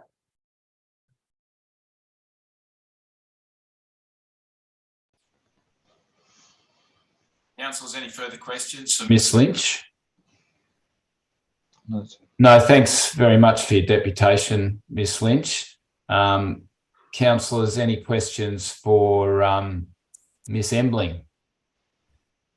Councillor Webb. Thank you very much, Mr Mayor, and thank you, Kim, as well, for your deputation. Ms Embling, can you just walk us through, I guess, the life cycle now of the development? So my understanding is this is a development plan and there's still a permit process which needs to happen after this. Is that correct? Thank you, through you, Mr Mayor. That is correct, Councillor Webb. So the process for where a development plan overlay applies to land is that in the first instance, a development plan must be first submitted to council. The development plan is put out for public consultation, which is effectively the process that we're in at the moment. And we've received a couple of submissions, now in the process of looking to make a determination on the development plan only. Following an approval of a development plan, a planning permit application must then be submitted for the subdivision. Any application for subdivision must be generally in accordance with an approved development plan. Noting that a development plan is an indicative plan which sets out the road network in most sense, and gives a overall design guideline for future requirements, and in this case, quite a few specifics. Once a subdivision planning permit is approved, then a developer can go ahead and commence the subdivision of the land. So there's quite a few steps involved, and just to make it very clear that the development plan stage is the only stage that enables community consultation. Okay, and so just so I'm clear, the development plan is just a high-level indication that something in this nature will be developed on this plot of land. And then the planning permit stage is where you get quite prescriptive in terms of what trees and exactly what's going to be built, what form they take, how it impacts. Is that correct? That is correct. Thank you. Okay, thanks, Ms. Emily. Yeah. Councillor Holcomb. Thanks, Mr Mayor. And thanks, Kim, for your presentation. Ms Emling, the Cultural Heritage Plan, I was under the impression that it all been, they'd looked at it and it all been approved. Is that not the case? Thank you, through you, Mr Mayor. All been passed. So the subject land actually includes two parcels of land, 175 Dead Horse Lane, which abuts the Midland Highway, and 141 Lakens Road. The Cultural Heritage Management Plan was completed for 141 Lakens Road approximately 5 years ago. And to date, it's currently in the process of being reviewed and updated. The cultural heritage management plan for the land at 175 Dead Horse Lane is currently being prepared and is not yet completed. And that would be submitted as part of a planning permit application following approval of a development plan for the land. So to make it really clear that it's not a requirement of a development plan that a cultural heritage management plan be completed. And I can appreciate Ms. Lynch's concerns around the design and some implications from that. However, noting that the indicative plan of the development plan doesn't include a lot layout, number of lots, or size of lots. So that kind of detail is only determined at planning permit application stage. And just for my own verification, the cultural heritage plan, nothing's going to be allowed to go ahead without their full approval anyway. Is that correct? That is correct. So no matter which, am I interpreting this correctly, no matter which stage of the process it's at, that can hold up the whole thing anyway, whether it's now in the development plan or further down the track? Correct. Potentially, if there were any concerns with that cultural heritage management plan, there would need to be consideration for those concerns, and it does require approval before a planning permit can be issued. So any issues would hold up that process until a resolution was found that everybody was in agreement to. And because one of the things that attracted me about the development plan that you mentioned is the fact that there's 90 trees, and I know those trees obviously quite well, but the 90 trees there, and they are important trees.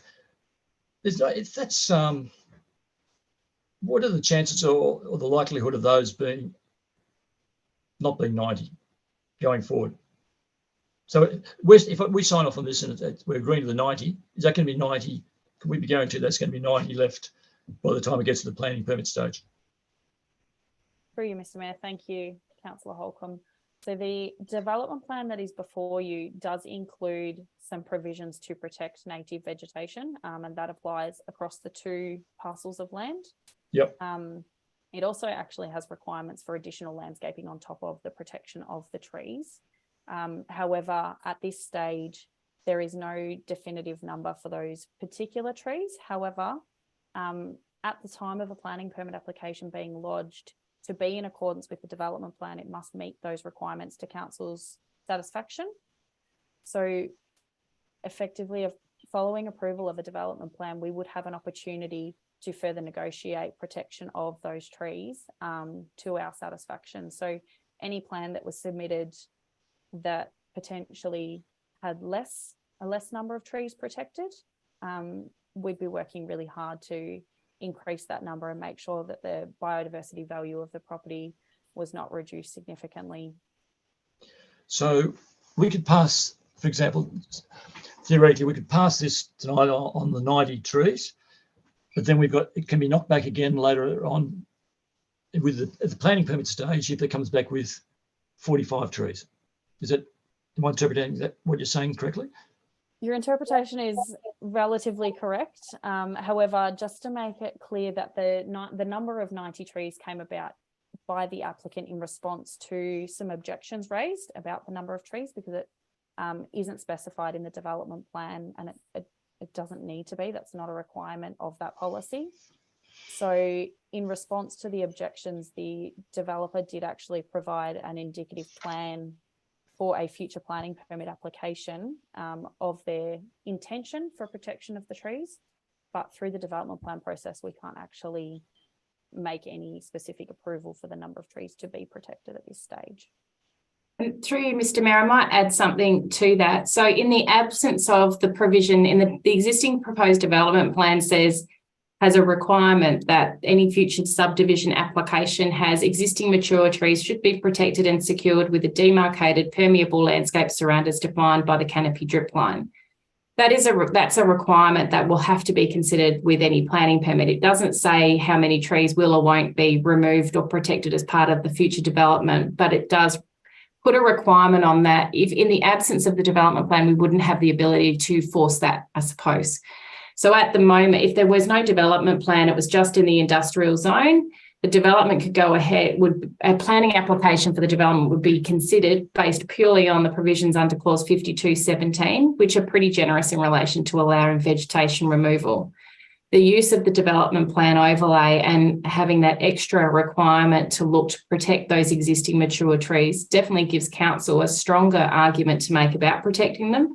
But as you know, with any development, there's no guarantee that they'll stay there in the long term. The guarantees we look to obtain for protecting trees in perpetuity are to make sure that they're in a council reserve. So, for example, protection of the waterway reserve that's identified in that development plan will come across as a council reserve, and large trees will be part of that.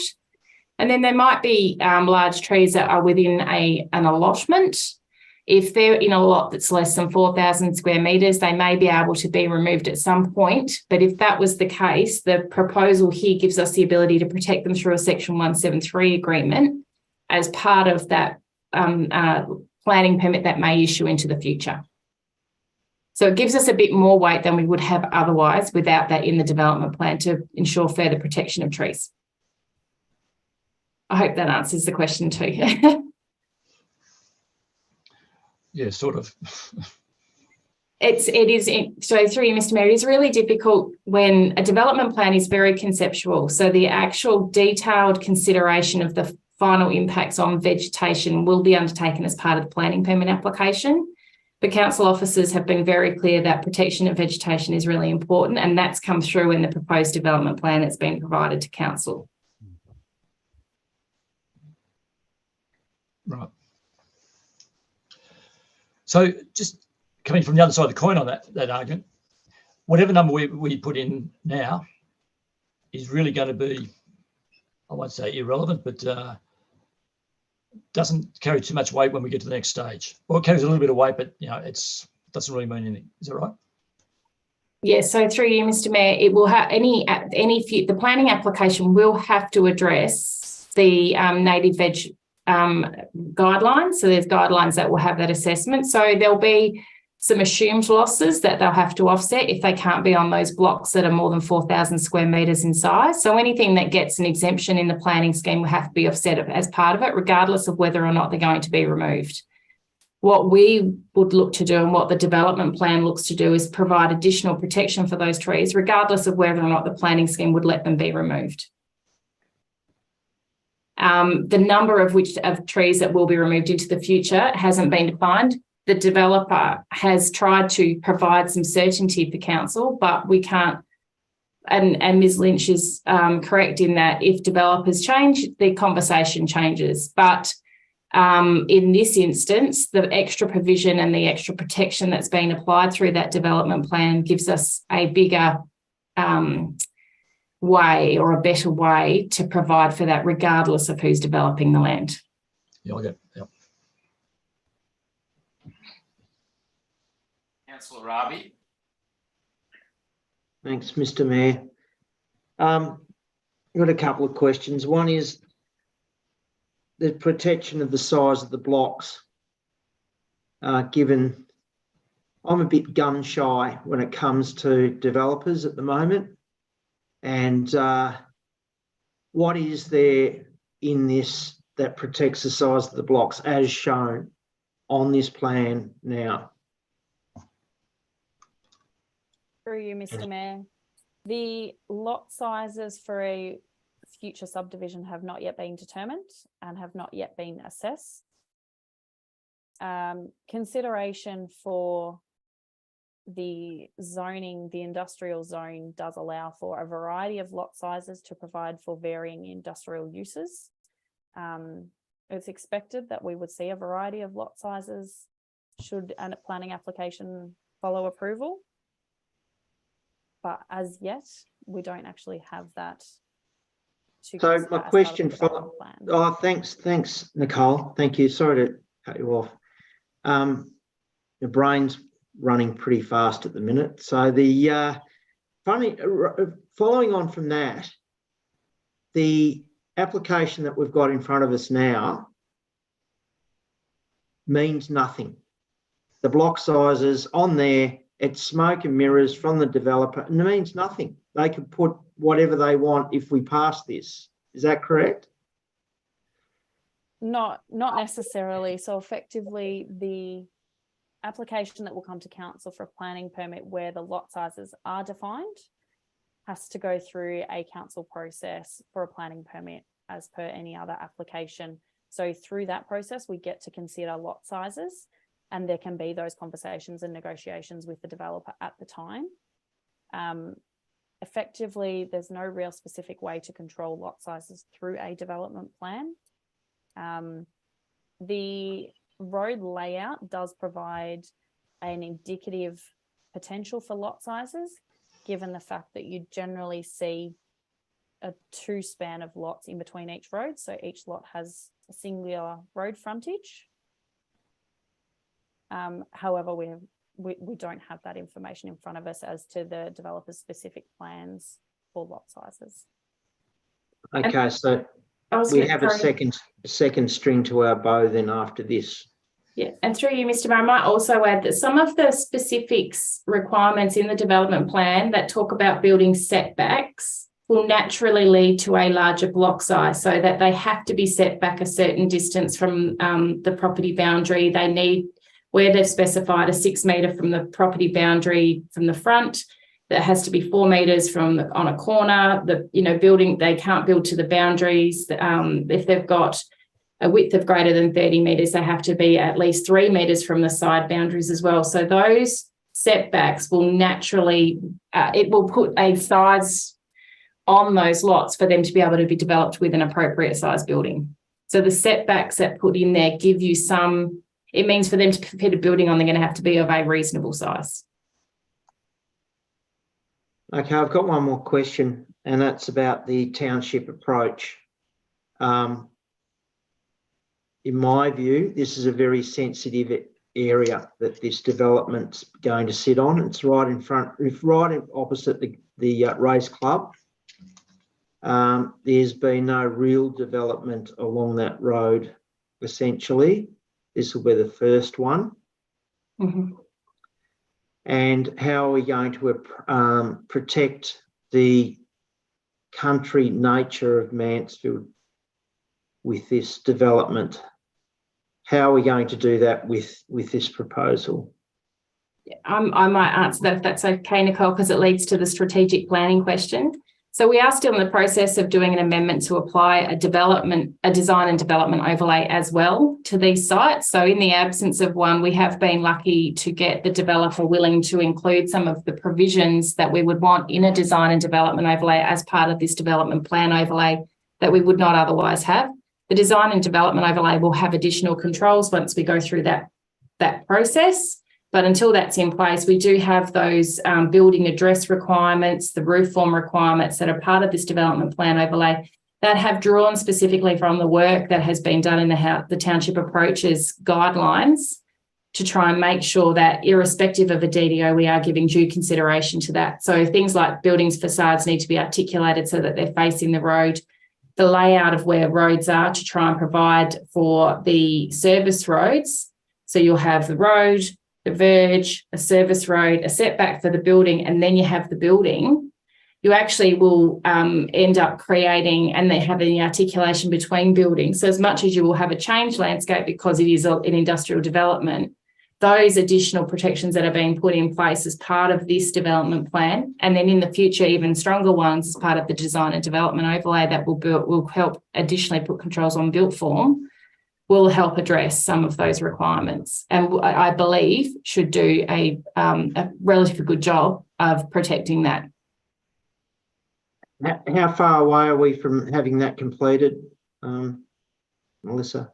Yep. So through you, Mr. Mayor, we're working on the amendment documents to come to get them submitted for approval.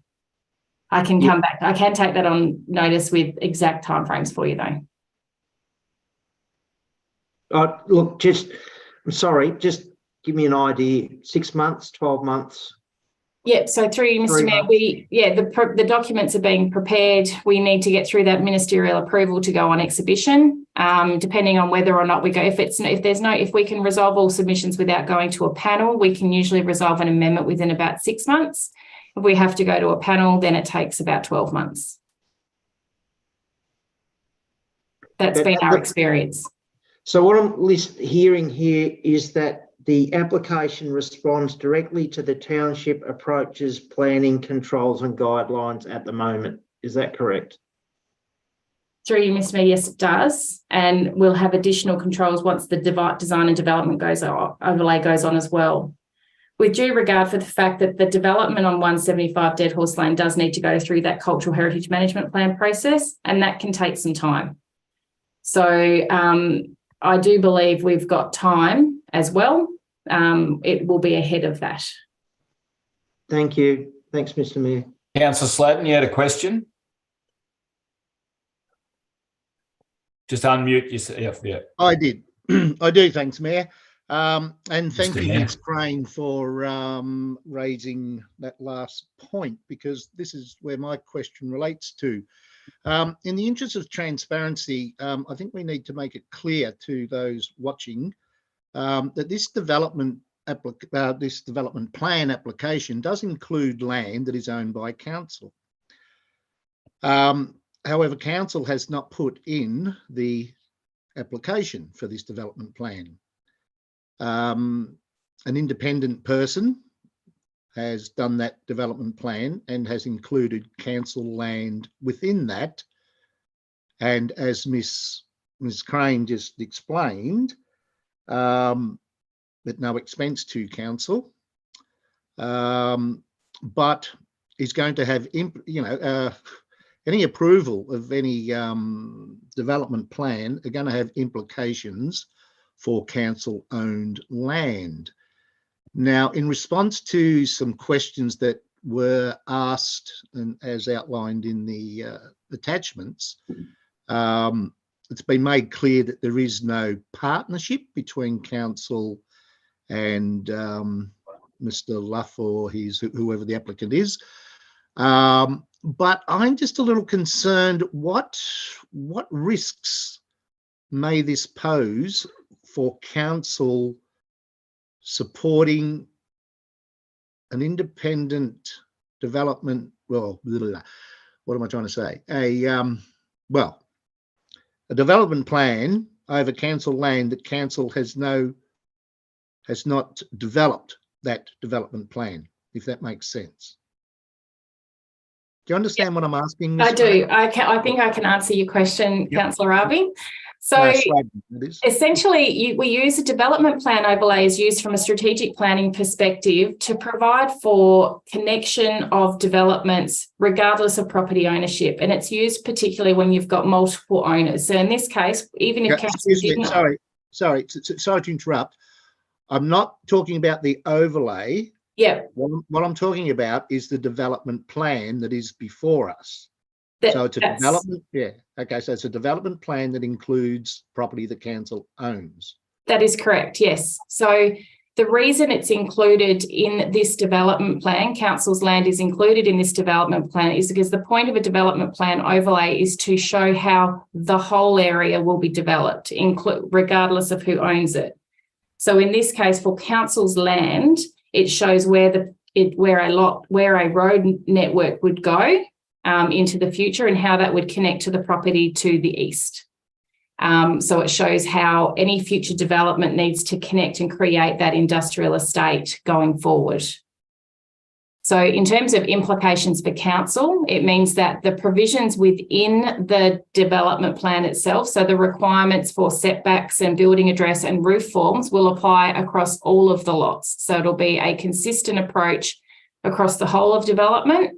And then there's some additional controls in that development plan for properties that are facing the highway.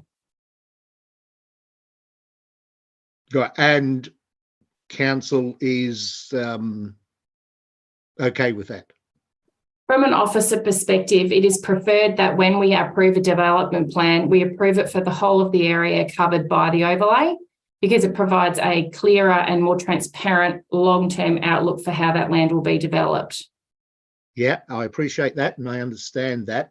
But in the absence of the overlay, I'm still concerned that any development plan that is approved prior to the implementation of an overlay what risks that may have upon council. So through you, Mr. Mayor, the proposed development plan has been assessed fairly carefully by council's engineers and looked at in terms of how it fits in from a geographical perspective on that land and how it would work physically. And the reality is the only impacts are a provision of a road linkage through to the property to the east, which is a good outcome in terms of long-term connectivity, and then a road linkage out to Lankards Road. So future development of council's land, should council want to do that, would just need to provide for those roads going forward. That's the only real implications it has in terms of future development of how that would need to be provided. So council would be responsible for the construction of those roads, or the applicant for the development plan? No, whoever was going to do the development of council's land would be responsible for the development of those roads. Right. Okay. Thank you. Thank you, Ms. Crane. You're welcome. Any further questions for the officers, councillors? No. Yeah, Councillor Rabi. Yeah, I just want to make this perfectly clear for me that this is a development plan, and the next stage of this development will come before council determining the size of the blocks, setbacks. It will come back to us to determine what it will actually look like, and whether there be water held back by tanks. Is that correct, Ms. Crane? Mr. Mayor, the current delegations for applications that come to council are if there's 3 or more objections, or 4 or more objections, which a future planning application wouldn't have because it'd be exempt from notice review, or for any development above $3 million. A multi-lot development such as what would have to happen on 175 Dead Horse Lane would certainly reach that trigger point. If there was a development that was under that threshold, councillors have every right to call that into council for a decision as well. And we would, and it would be one of the applications of note that we would certainly make councillors aware of. Any application for council for a development on council's land would come before council, particularly for matters of transparency. Okay, thank you. Councillors, can I have a motion in relation to this item, please? Councillor Webb. Thanks, Mr. Mayor. A motion being that council approves the submitted development plan for industrial zone land on Crown Allotment 39, Parish of Mansfield, and Crown Allotment 40, Parish of Mansfield, commonly addressed as 175 Dead Horse Lane, Mansfield, and 141 Lakens Road, Mansfield. Thanks, Councillor Webb. A seconder? Councillor Holcomb. Councillor Webb, do you wish to speak to the motion? Just briefly, Mr. Mayor, just to say that Ms. Lynch's comments have not fallen on deaf ears. I personally feel that we will have sufficient time to put the proper measures in place while not hampering appropriate development in our shire. Thank you very much. Thanks, Councillor Webb. Councillor Holcomb is seconded. Do you wish to speak? No, I have nothing further to add, James. I think it's been well talked through, the whole motion. Thank you. Any other councillors wish to speak for the motion? Against the motion? No. In that case, I'll put the motion to a vote. All those in favour? The motion is carried. Thanks, Ms. Lynch, for your attendance.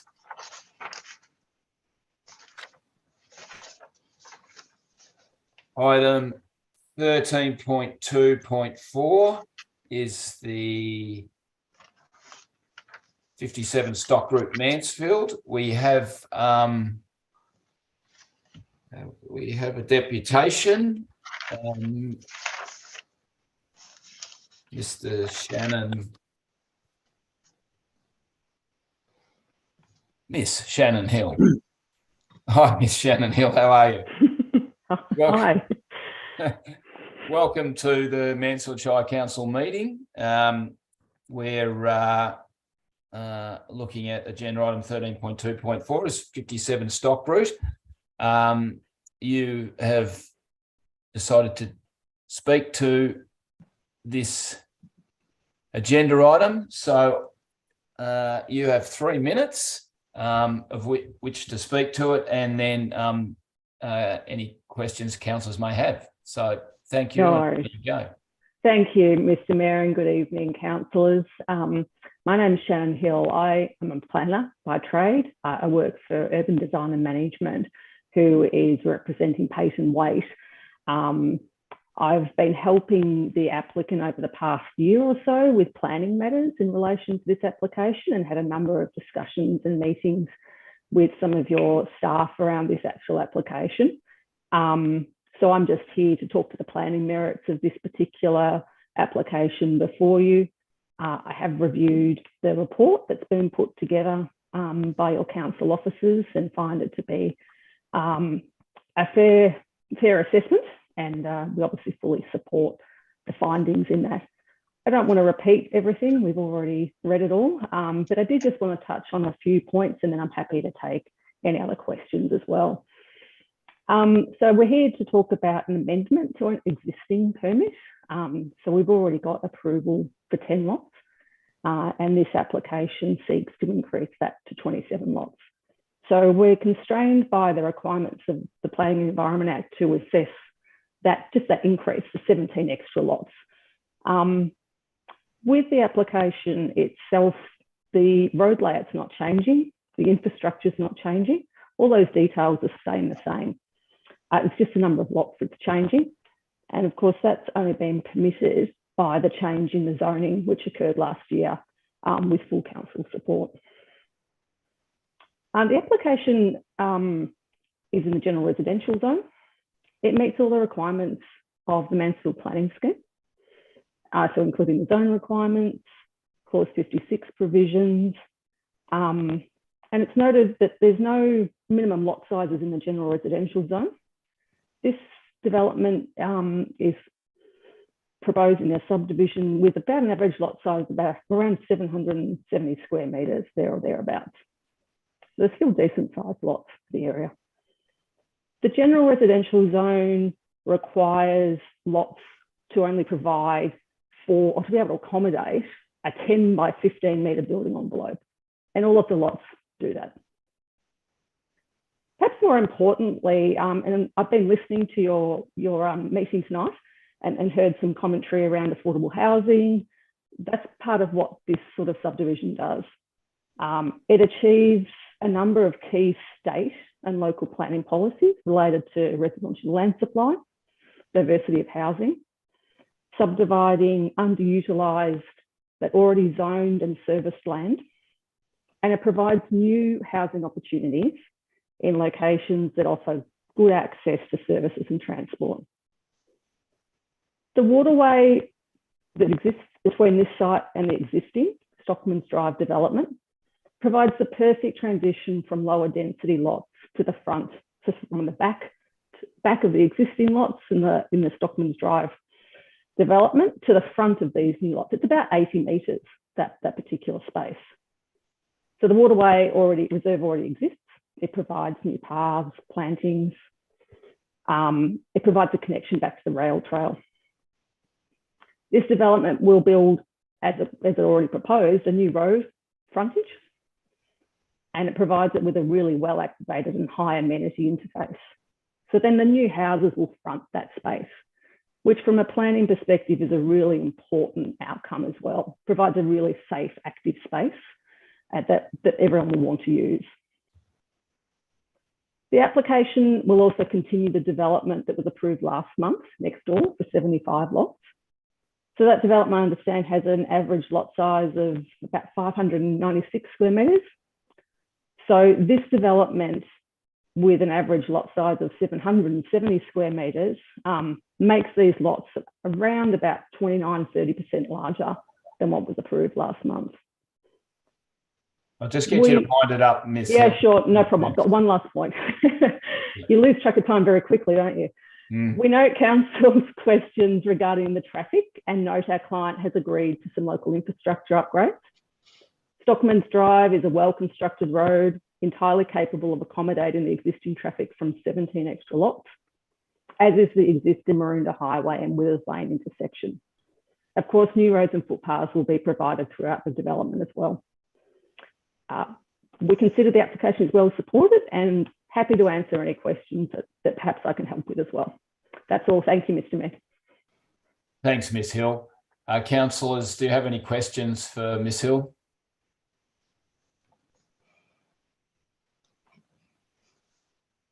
No, doesn't look like it.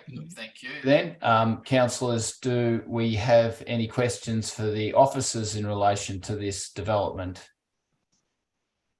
Councillor Sladden. Thank you, Mayor. I have two, Ms Embling. The first one is this: I just need some clarification in the conditions in your recommendation, and it's sorry. It's actually under the landscaping, and it's 6G, mechanisms for the exclusion of vehicles. Can you just give us a brief description of that? Certainly, through you, Mr. Mayor. So typically these conditions are talking about landscaping in the roadways or public reserves. So mechanisms to exclude vehicles, effectively things like trees or bollards in certain heights of curbs would naturally exclude vehicles from being able to traverse through a garden or landscaping.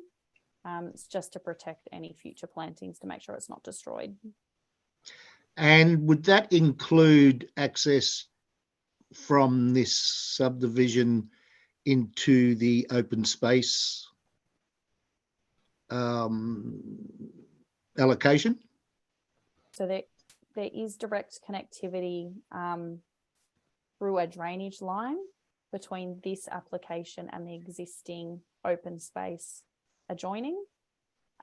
So I guess looking at it from a practicality perspective, there's already a bit of a buffer or boundary to allow that direct connectivity, in the sense that if pedestrians were wishing to enter that open space, they would have to follow the road network to get there.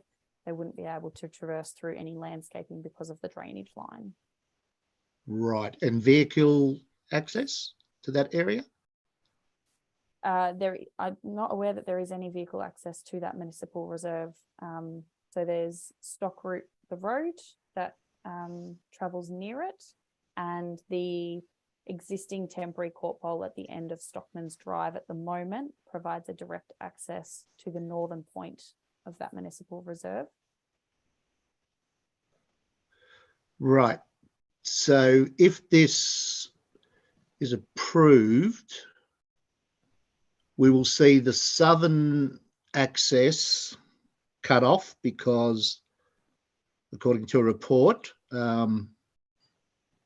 Stock Route will be closed at the southern end, and that court bowl will become a through road. So where is the vehicle access to the open space going to come from? So through you, Mr. Mayor, generally speaking, the way that this application has been considered is that the users of that open space, the existing municipal reserve, would be residents of this surrounding area. So there would be a very limited need for vehicles to be parked near that reserve specifically. However, there is ample parking at the Visitor Information Centre, which has direct pedestrian formed pathways to that municipal reserve. So this becomes an exclusive park just for the residents of this subdivision. Is that what you're saying? Not at all exclusive, just that there wouldn't be any direct car parking adjoining, and there isn't at the moment either.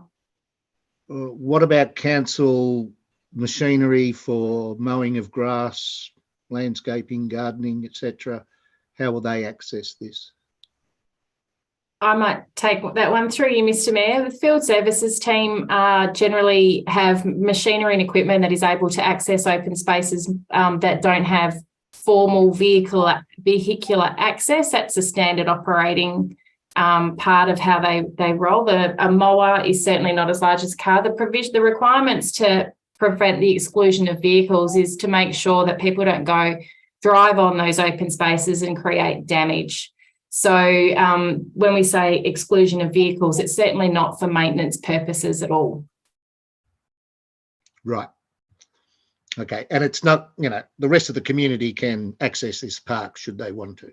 Absolutely. And the intent of the conditions where any pathways, any footpaths that are going to be, if there's another condition in the report that talks about footpaths to be connected to existing path network, further encourages that permeability through the open space from the existing footpath or path network in the station precinct. Okay, thank you. If I can, whether you want to stay on this one, Ms. Crane, or back to Ms. Embling, I have a real concern about item 12, that the stock route south of the subject land is to be closed to through traffic from Maroondah Highway. The closure will be completed by the relevant authorities, which I'm assuming is council. Is that correct? So yeah, through you, Mr. Mayor, when they do the development, there'll be permissions that are going to be required. Actual road closures or formalisation of how the road will be closed will be at the direction of council. The works will be undertaken by the developer, but under our supervision and approval. Right. So that is not a permanent closure. That is a closure while works are being undertaken. Is that correct? The long-term resolution and the station precinct master plan identifies it as well, is that the vehicular access through the stock route to the Maroondah Highway is to be permanently closed as a through road. It would still have vehicle access to the end of the stock route part at the end of the development, and there would still be vehicular access from the Maroondah Highway into the station precinct, but the connectivity for that would be removed. So you wouldn't be able to drive through the station precinct to the stock route and vice versa. But vehicular access to points either side of it would still be able to be maintained. Okay, but that's a maybe at this stage, isn't it? That's still up for discussion and decision. Yeah, so through you, Mr. Mayor, Of the stock route. Yeah. The recommendation in this planning permit is that when this land is developed, the stock route south of the subject land is to be closed as part of any the development of the land in 57 stock route.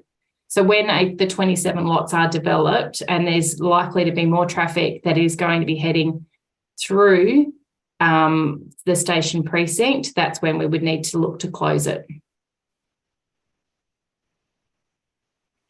So at the moment, there's through traffic, but there's minimal traffic that would be going through the stock route to access those properties on the northern side of the station precinct. Once we start putting residential development in there, we want to limit so we will want to stop traffic driving through the station precinct out onto the Maroondah Highway.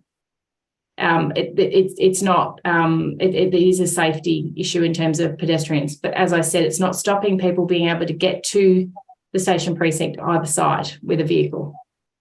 Through you, Mr. Mayor, can I just further clarify, as I understand it, I might be wrong here, that was part of the Department of Transport's requirements too, is that correct? Yeah, so yeah, through you, Mr. Mayor, that was part of the broader subdivision as well, the 75 lot subdivision. We just, we've applied the same conditions in this one to ensure that we are consistent with our approach and our permitting conditions across either any development. So whichever one goes first, we're making sure that we're addressing the requirements of the Department of Transport.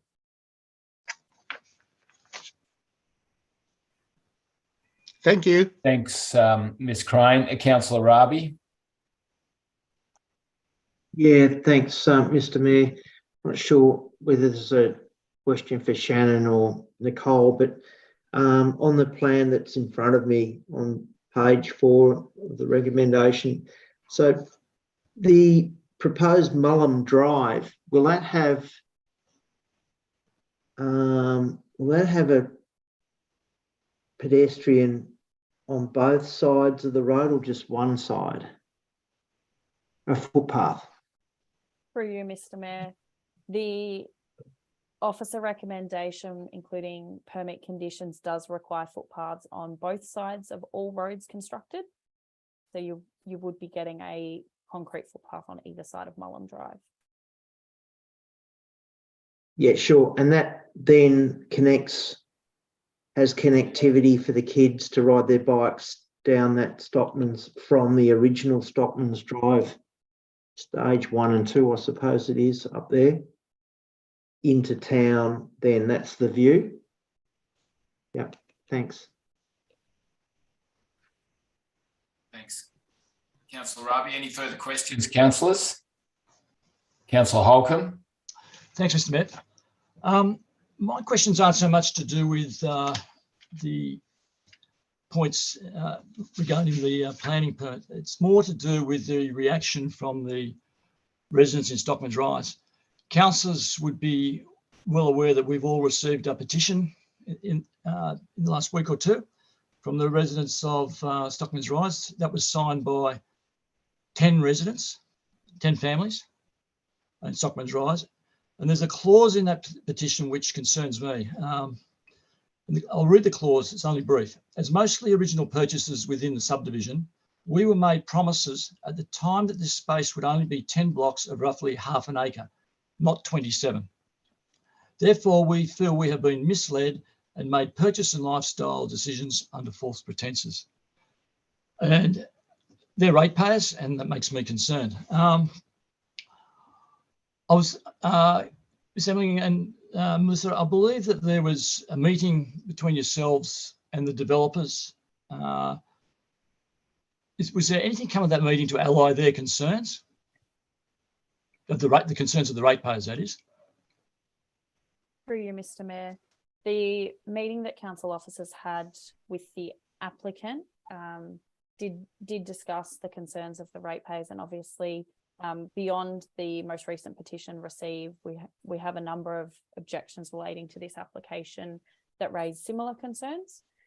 As previously noted and is alluded to in the officer recommendation, what may have been promises by a developer at the time were relating to the previous zoning of the land, and those promises unfortunately can't be considered as part of a planning permit application. The current proposal for you for the amendment of land to be subdivided in accordance with the general residential zone does comply with the planning scheme in terms of lot sizes. The promises that may have been made by a developer, unfortunately, are not able to be directly considered, and the officer recommendation alludes to that. So promises are not promises, for whatever term. If I take that just a step further, what options do they have to proceed? I mean, they're obviously disgruntled. They've gone to the effort to put this petition together. And there's a number of other clauses as well, but that's the one that stuck out to me. What options do they have if they to proceed to get their promises addressed? Certainly, thank you.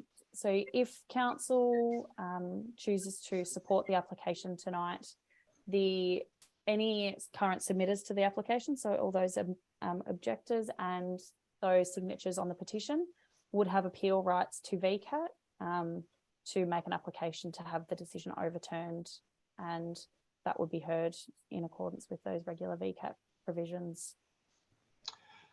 And in the experience of yourself, Ms. Emling and Ms. Crane, what is the likelihood of success in VCAT? Is the case fought solely on the fact that they'll get made promises, or what comes into play in all this? I might answer that if that's okay, Ms. Emling. So through you, Mr. Mayor, from a planning perspective, should the objectors decide to take it to VCAT, the promises a developer may or may not have made will not hold a lot of weight in terms of a VCAT consideration. They will base it on the planning scheme provisions which have been provided in the reports. That said, we have tried to give due consideration to the points that have made. And so, for example, while we can't talk about the promises, their considerations and their concerns about open space that have been raised, we've attempted to try and address and mitigate their concerns with the additional condition, condition number 2, and the work we'll do to try and upgrade how that open space area does work for these local residents and how it connects into the station precinct going forward. So we certainly don't dismiss their concerns. And also in terms of their concerns that they've raised about the current standard of the stock route will also be addressed when the developments are done with the conditions that have been put on the permit to require the upgrade of that road as well. We have met with a number of the submitters, and particularly in relation to this one, and we've been, more than happy to continue to do that. We're always open to talk to anyone that's got concerns, and we will do our best to try and address those concerns as part of any permit that may issue, with due consideration to the Planning and Environment Act. Thank you. Councillor Ravi. Yeah, thanks. Ms Hill mentioned that council changed the zoning last year, and that this development application meets all the requirements. The blocks are a little larger than the ones that went through last month. I think she said 20 to 30%. So if council didn't approve this tonight, and if the developer went to VCAT, given that this development meets all the requirements, would you consider that as just a waste of council's money to fight that in VCAT? So through you, Mr Mayor, I may answer that, because if it does go to VCAT, our Coordinator of Statutory Planning would be presenting council's position, so I won't ask her to suppose an outcome. The reality is, whatever decision council makes, council officers will support in a VCAT hearing, should we go down that path. From an experience perspective, in terms of my experiences with VCAT, when an application does comply, as this one does, with the technical elements of the planning scheme, generally the permit would issue in accordance with that. The risks we run into there would be that some of the conditions that we've placed on that may go above what would otherwise be to try and address some of those concerns may be reduced as a result of that. And that's what we try not to have. So there's a balancing act about putting conditions on that will address some of the concerns while still complying with the legislation. So from my experience, I don't believe that we would have a great case, not that we wouldn't try. If that were the decision of council, we would certainly put our best foot forward in that space. Thanks, Ms Crone. And I didn't mean to put Nicole in a position. Councillors, can I have a motion in relation to this item? Councillor Webb. Thanks, Mr Mayor. I'd like to move the motion that's written in tonight's agenda from page 33 to 41, exactly as written, please. Thanks, Councillor Webb. Councillors, can I have a second to the motion? Councillor Ravi. Councillor Webb, would you like to speak to the motion? Just briefly, thanks, Mr Mayor. I said my piece last meeting when we discussed this particular item. I'm in favour of this because it provides more housing stock to Mansfield, which, if anyone's paid attention to the state of real estate in Mansfield at the moment, I think it's something that's sorely needed. I do acknowledge the concerns of those in Stockman's Rise who unfortunately were sold a story by a developer. And unfortunately, it is a case of buyer beware. That being said, I don't doubt the developer gave them the best information they could at the time based on the zoning at the time. Adding more stock, slightly smaller blocks provides more affordability, different diversity of housing options within our township, and hopefully reduces the pressure on housing that we're experiencing at the moment. Thank you. Thanks, Councillor Webb. Councillor Ravi has seconded the motion. You wish to speak to it? No, thanks. No, you don't. Any other councillors wish to speak to the motion? Nothing to add. Any councillors wish to speak against the motion? Councillor Sladden. Thank you, Mayor. I'd like to begin with acknowledging the additional work that Ms. Embley and Ms. Crane have had to undertake as a result of this being deferred from last month's meeting. And I do congratulate them on the amendments and the extra conditions, if you like, that Ms. Crane referred to. However, I am still against this proposal on principle. I am still not convinced of even though they're in the new conditions, there are greater emphasis on drainage, but I'm not convinced that the drainage issues have been resolved. I am not in favour of the closing of the stock route. And when it comes to making a decision on planning matters in relation to, well, will this fly or will it not fly at VCAT, quite frankly, is irrelevant. I mean, we need to base decisions on principles, not on if it's going to win at VCAT or not. So I can't use that or justify that. Yes, it complies with the planning scheme, etc., etc. Point of order, Mr. Mayor.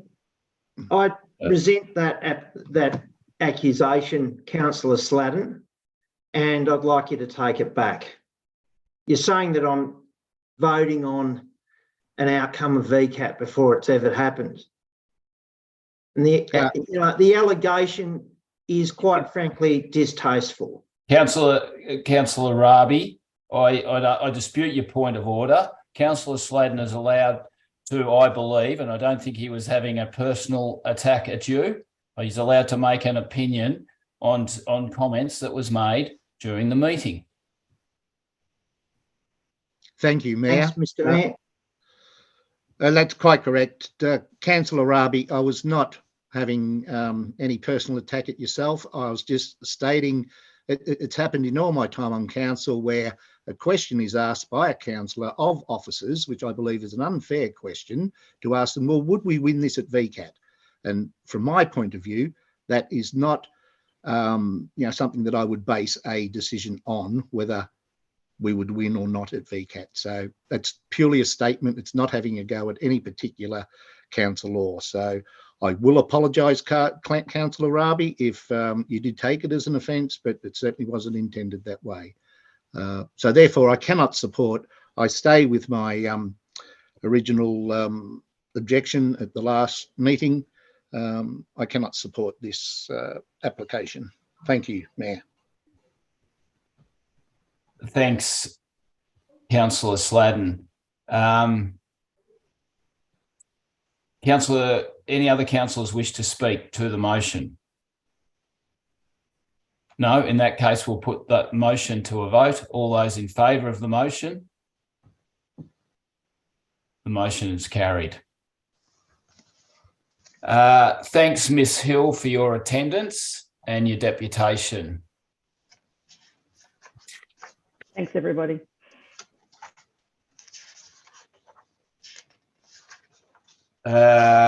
Item 13.3.1 is the Social Inclusion Action Group funding. I'd like to welcome the Acting General Manager of Community and Corporate Services to the meeting. Well, as a responsible officer, she's been at the meeting, and invite any questions from councillors on this agenda item. Councillor Holcomb. Thanks, Mr. Mayor. Ms. Bales, just a question which is probably an obvious one, but I can't quite work it out. So well, the answer is probably quite obvious. I see that there's a funding of $213,334, which is a lot of funding. And it says it's annually ongoing and indexable. So is that $213,334 we're getting ongoing for every year? Through you, Mr. Mayor. Yes, so the funding comprises of some different components. It has some salary for the coordinator and some administration. It has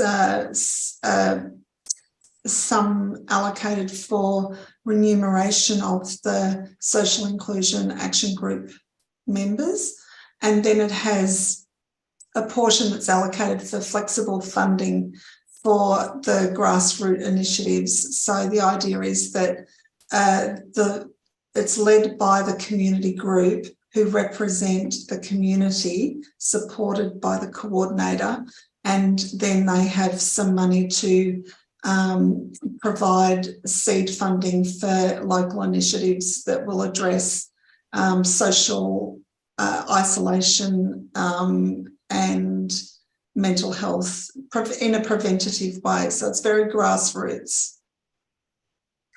And it is ongoing, and because it's coming through the Department of Health, it is indexable. So is it, when you say ongoing infinitely, or is it ongoing?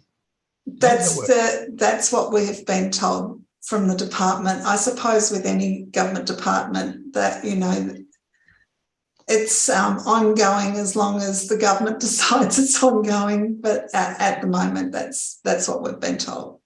Right.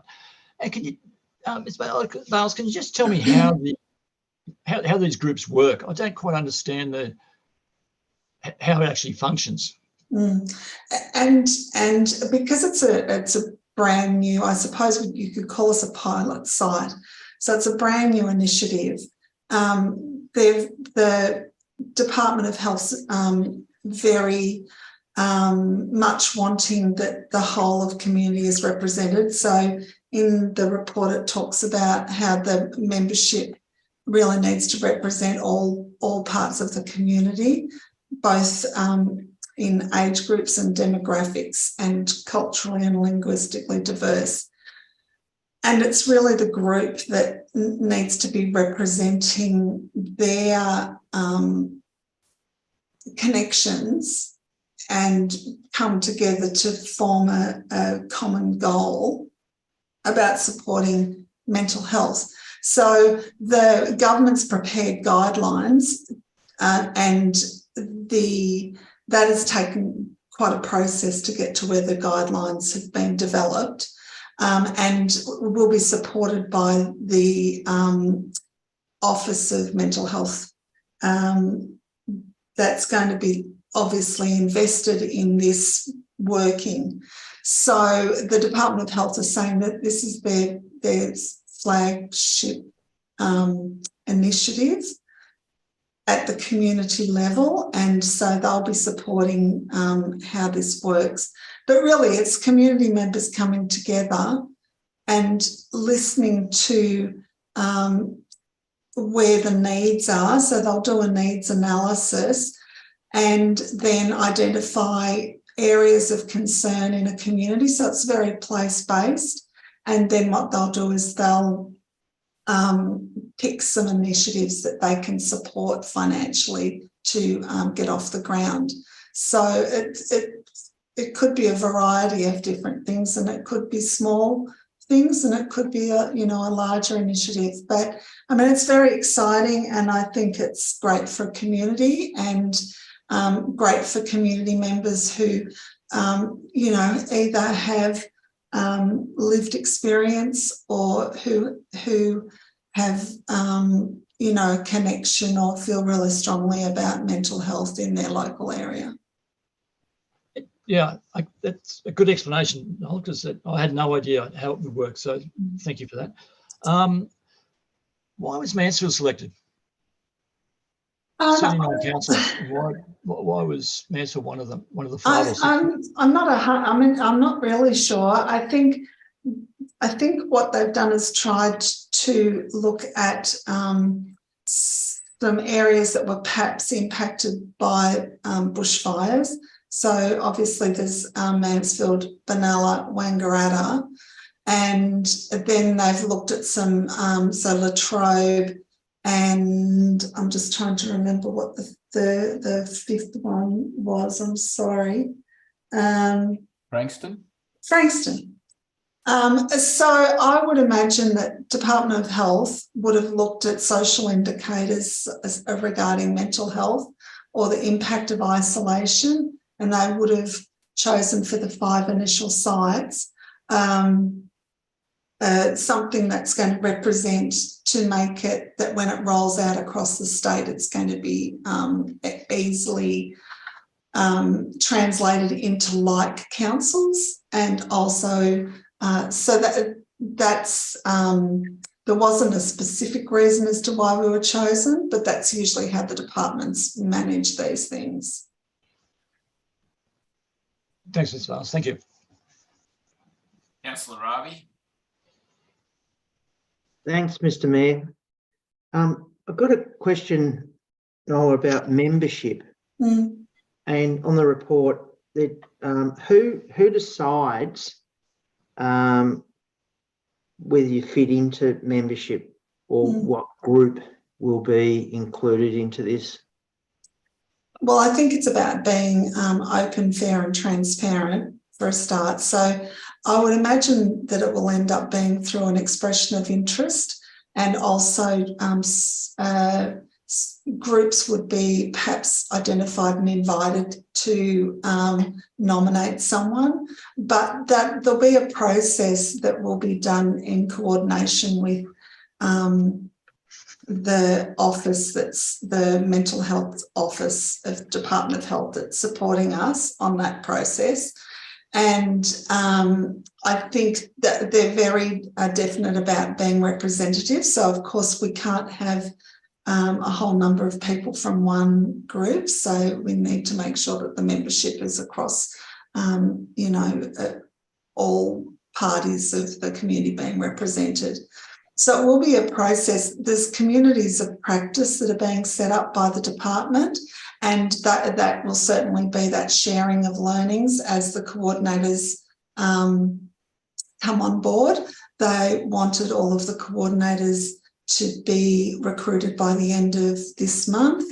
And then there's a community of practice, and a lot of these things will be, worked out as they go, which is the price, but the benefit of being a pilot local government. Thank you. Councillor Sladden? Thanks, Mayor. Ms. Bales, I have met with the chap who is from the office who's responsible for Benalla and Mansfield.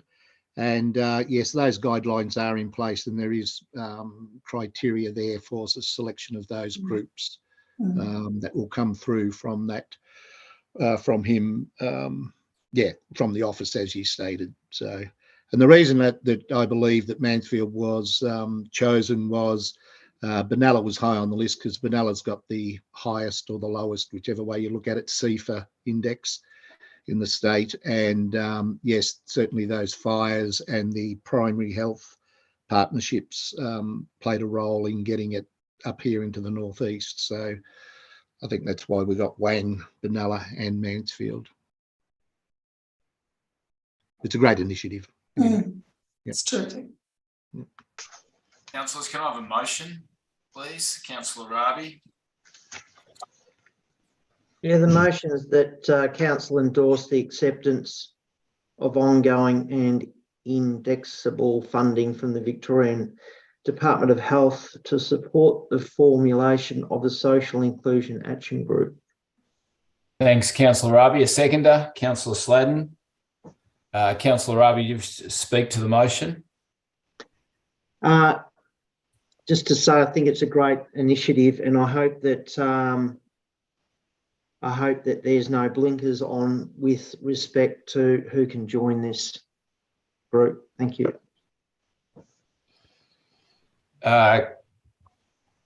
Councillor Sladden, do you wish to speak as seconder?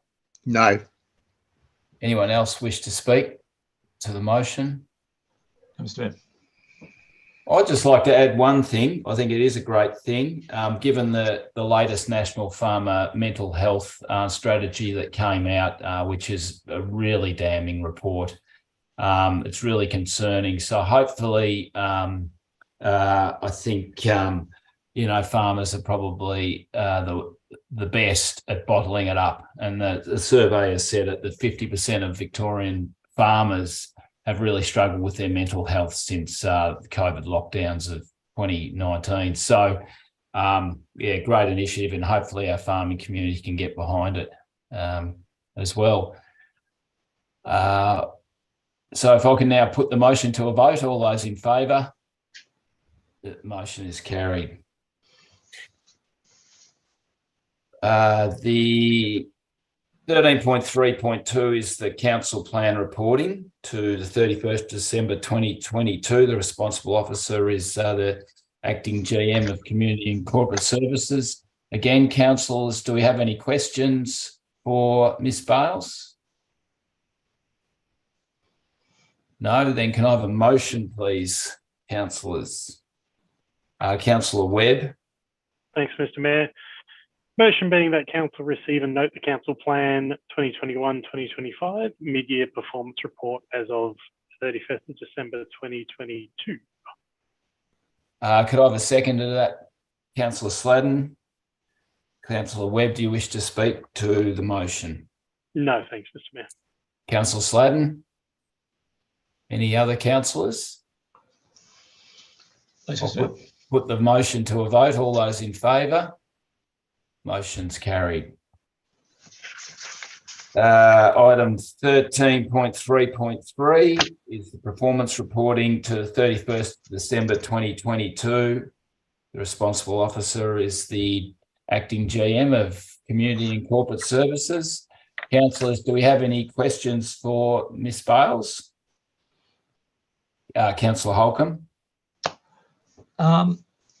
Ms. Bales, this probably might be a little bit unfair to you, being that you're fairly new to the position, but so feel free to deflect it. Just, is there anything in this report, positive or negative, that you see that you'd like to make any comments on? And I'm taking no surprise. I think that is through you, Mr. Mayor. Sorry. I think that is a little bit difficult because it being a mid-year report, there's so many variables in place because of not just half year with budgets, but also the timing of different activities. I think as a whole, all of the business units in council are working really hard to do the absolute best to meeting all of their targets. And I think that there really wasn't any obvious anomalies where we thought that that's not going to happen by the end of year reporting. So, yes, that's really all I could comment on. The reason your answer was a good one. The reason I asked the question was because where we sit, it's almost impossible for us to get any gauge from a half-yearly report. It's for the reasons that you've just said. But you guys are a lot closer to it than we are, and that's hence the reason for asking it, because you're a lot closer to. If there is anything that is good or bad that is looking really good or somewhat concerning, we need to know about it. So that's the reason for the question. And by sound of it, there's not, which is great. No, sorry. Yes, so really, I suppose that's the benefit of doing a mid-year reporting, is that you can actually scrutinise where you are in relation to where you expect to be. And as long as you can look at something and make a reason for why it may or may not be what you expect, and that could be that it's above what you expect or below, that's the main reason. And yes, it would have been brought to council's attention if there had been any, anomalies. Thank you. Thanks. Councillors, anything else? Can I have a motion, please? Councillor Holcomb. Thanks, Mr. Mayor. The council receives and notes the mid-year performance reporting for the period 1st of July 2022 to 31st of December 2022. Can I have a seconder to the motion, please? Councillor Rabi. Anyone wish to speak to the motion? No, thanks, Mr. Mayor. All those in favour of the motion? Motion's carried. Item 14 is the council meeting resolutions actions status register. Councillors, can I have a motion, please? Councillor Holcomb. Thanks, Mr. Mayor. The council received and note the Mansfield Shire Council meeting resolution actions status register as at 6th of April 2023. Seconder, Councillor Webb. Councillors, all over in favour of the motion? Motion is carried. Item number 17. Can I have a motion in relation to closing the meeting to members of the public? Councillor Webb. Thanks, Mr. Mayor. Motion made that council close the meeting of members to the public under section 66(2)(a) of the Local Government Act 2020 to consider confidential reports in accordance with the section 66(2) of the Local Government Act 2020 for reasons set out in section 18 below. Thanks, Councillor Webb. Can I have a seconder? Councillor Holcomb. All those in favour of the motion? Motion's carried. We'll now close members of the public and we will be back shortly. We have a 5-minute break, Mr. Mayor.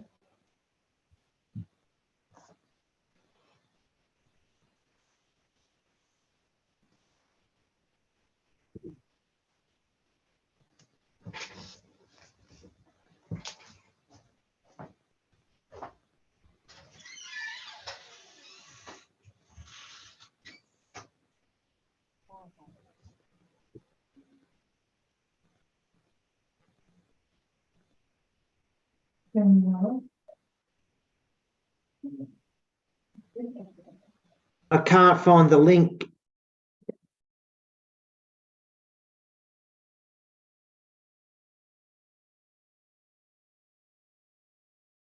Just waiting for confirmation.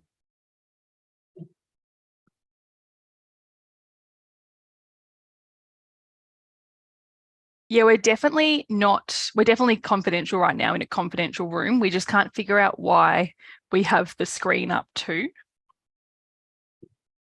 Okay, take a 3-minute break, councillors, while they're... Yeah, just take a break while I figure this out.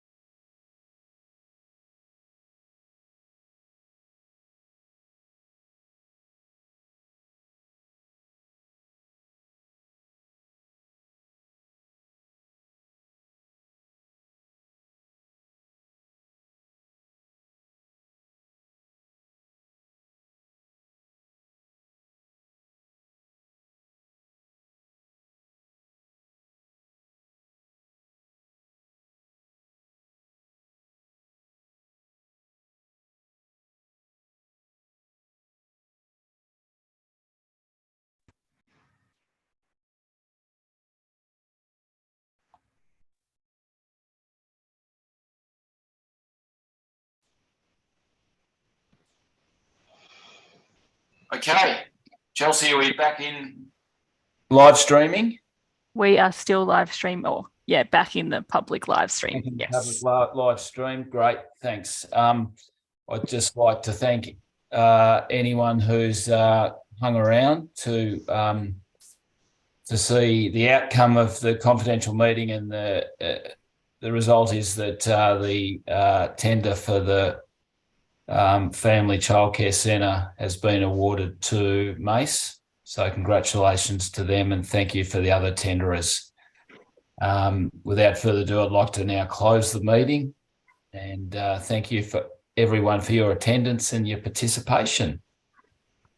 The very robust but long meeting. Thank you. Good night. Good night. Good night. Good night.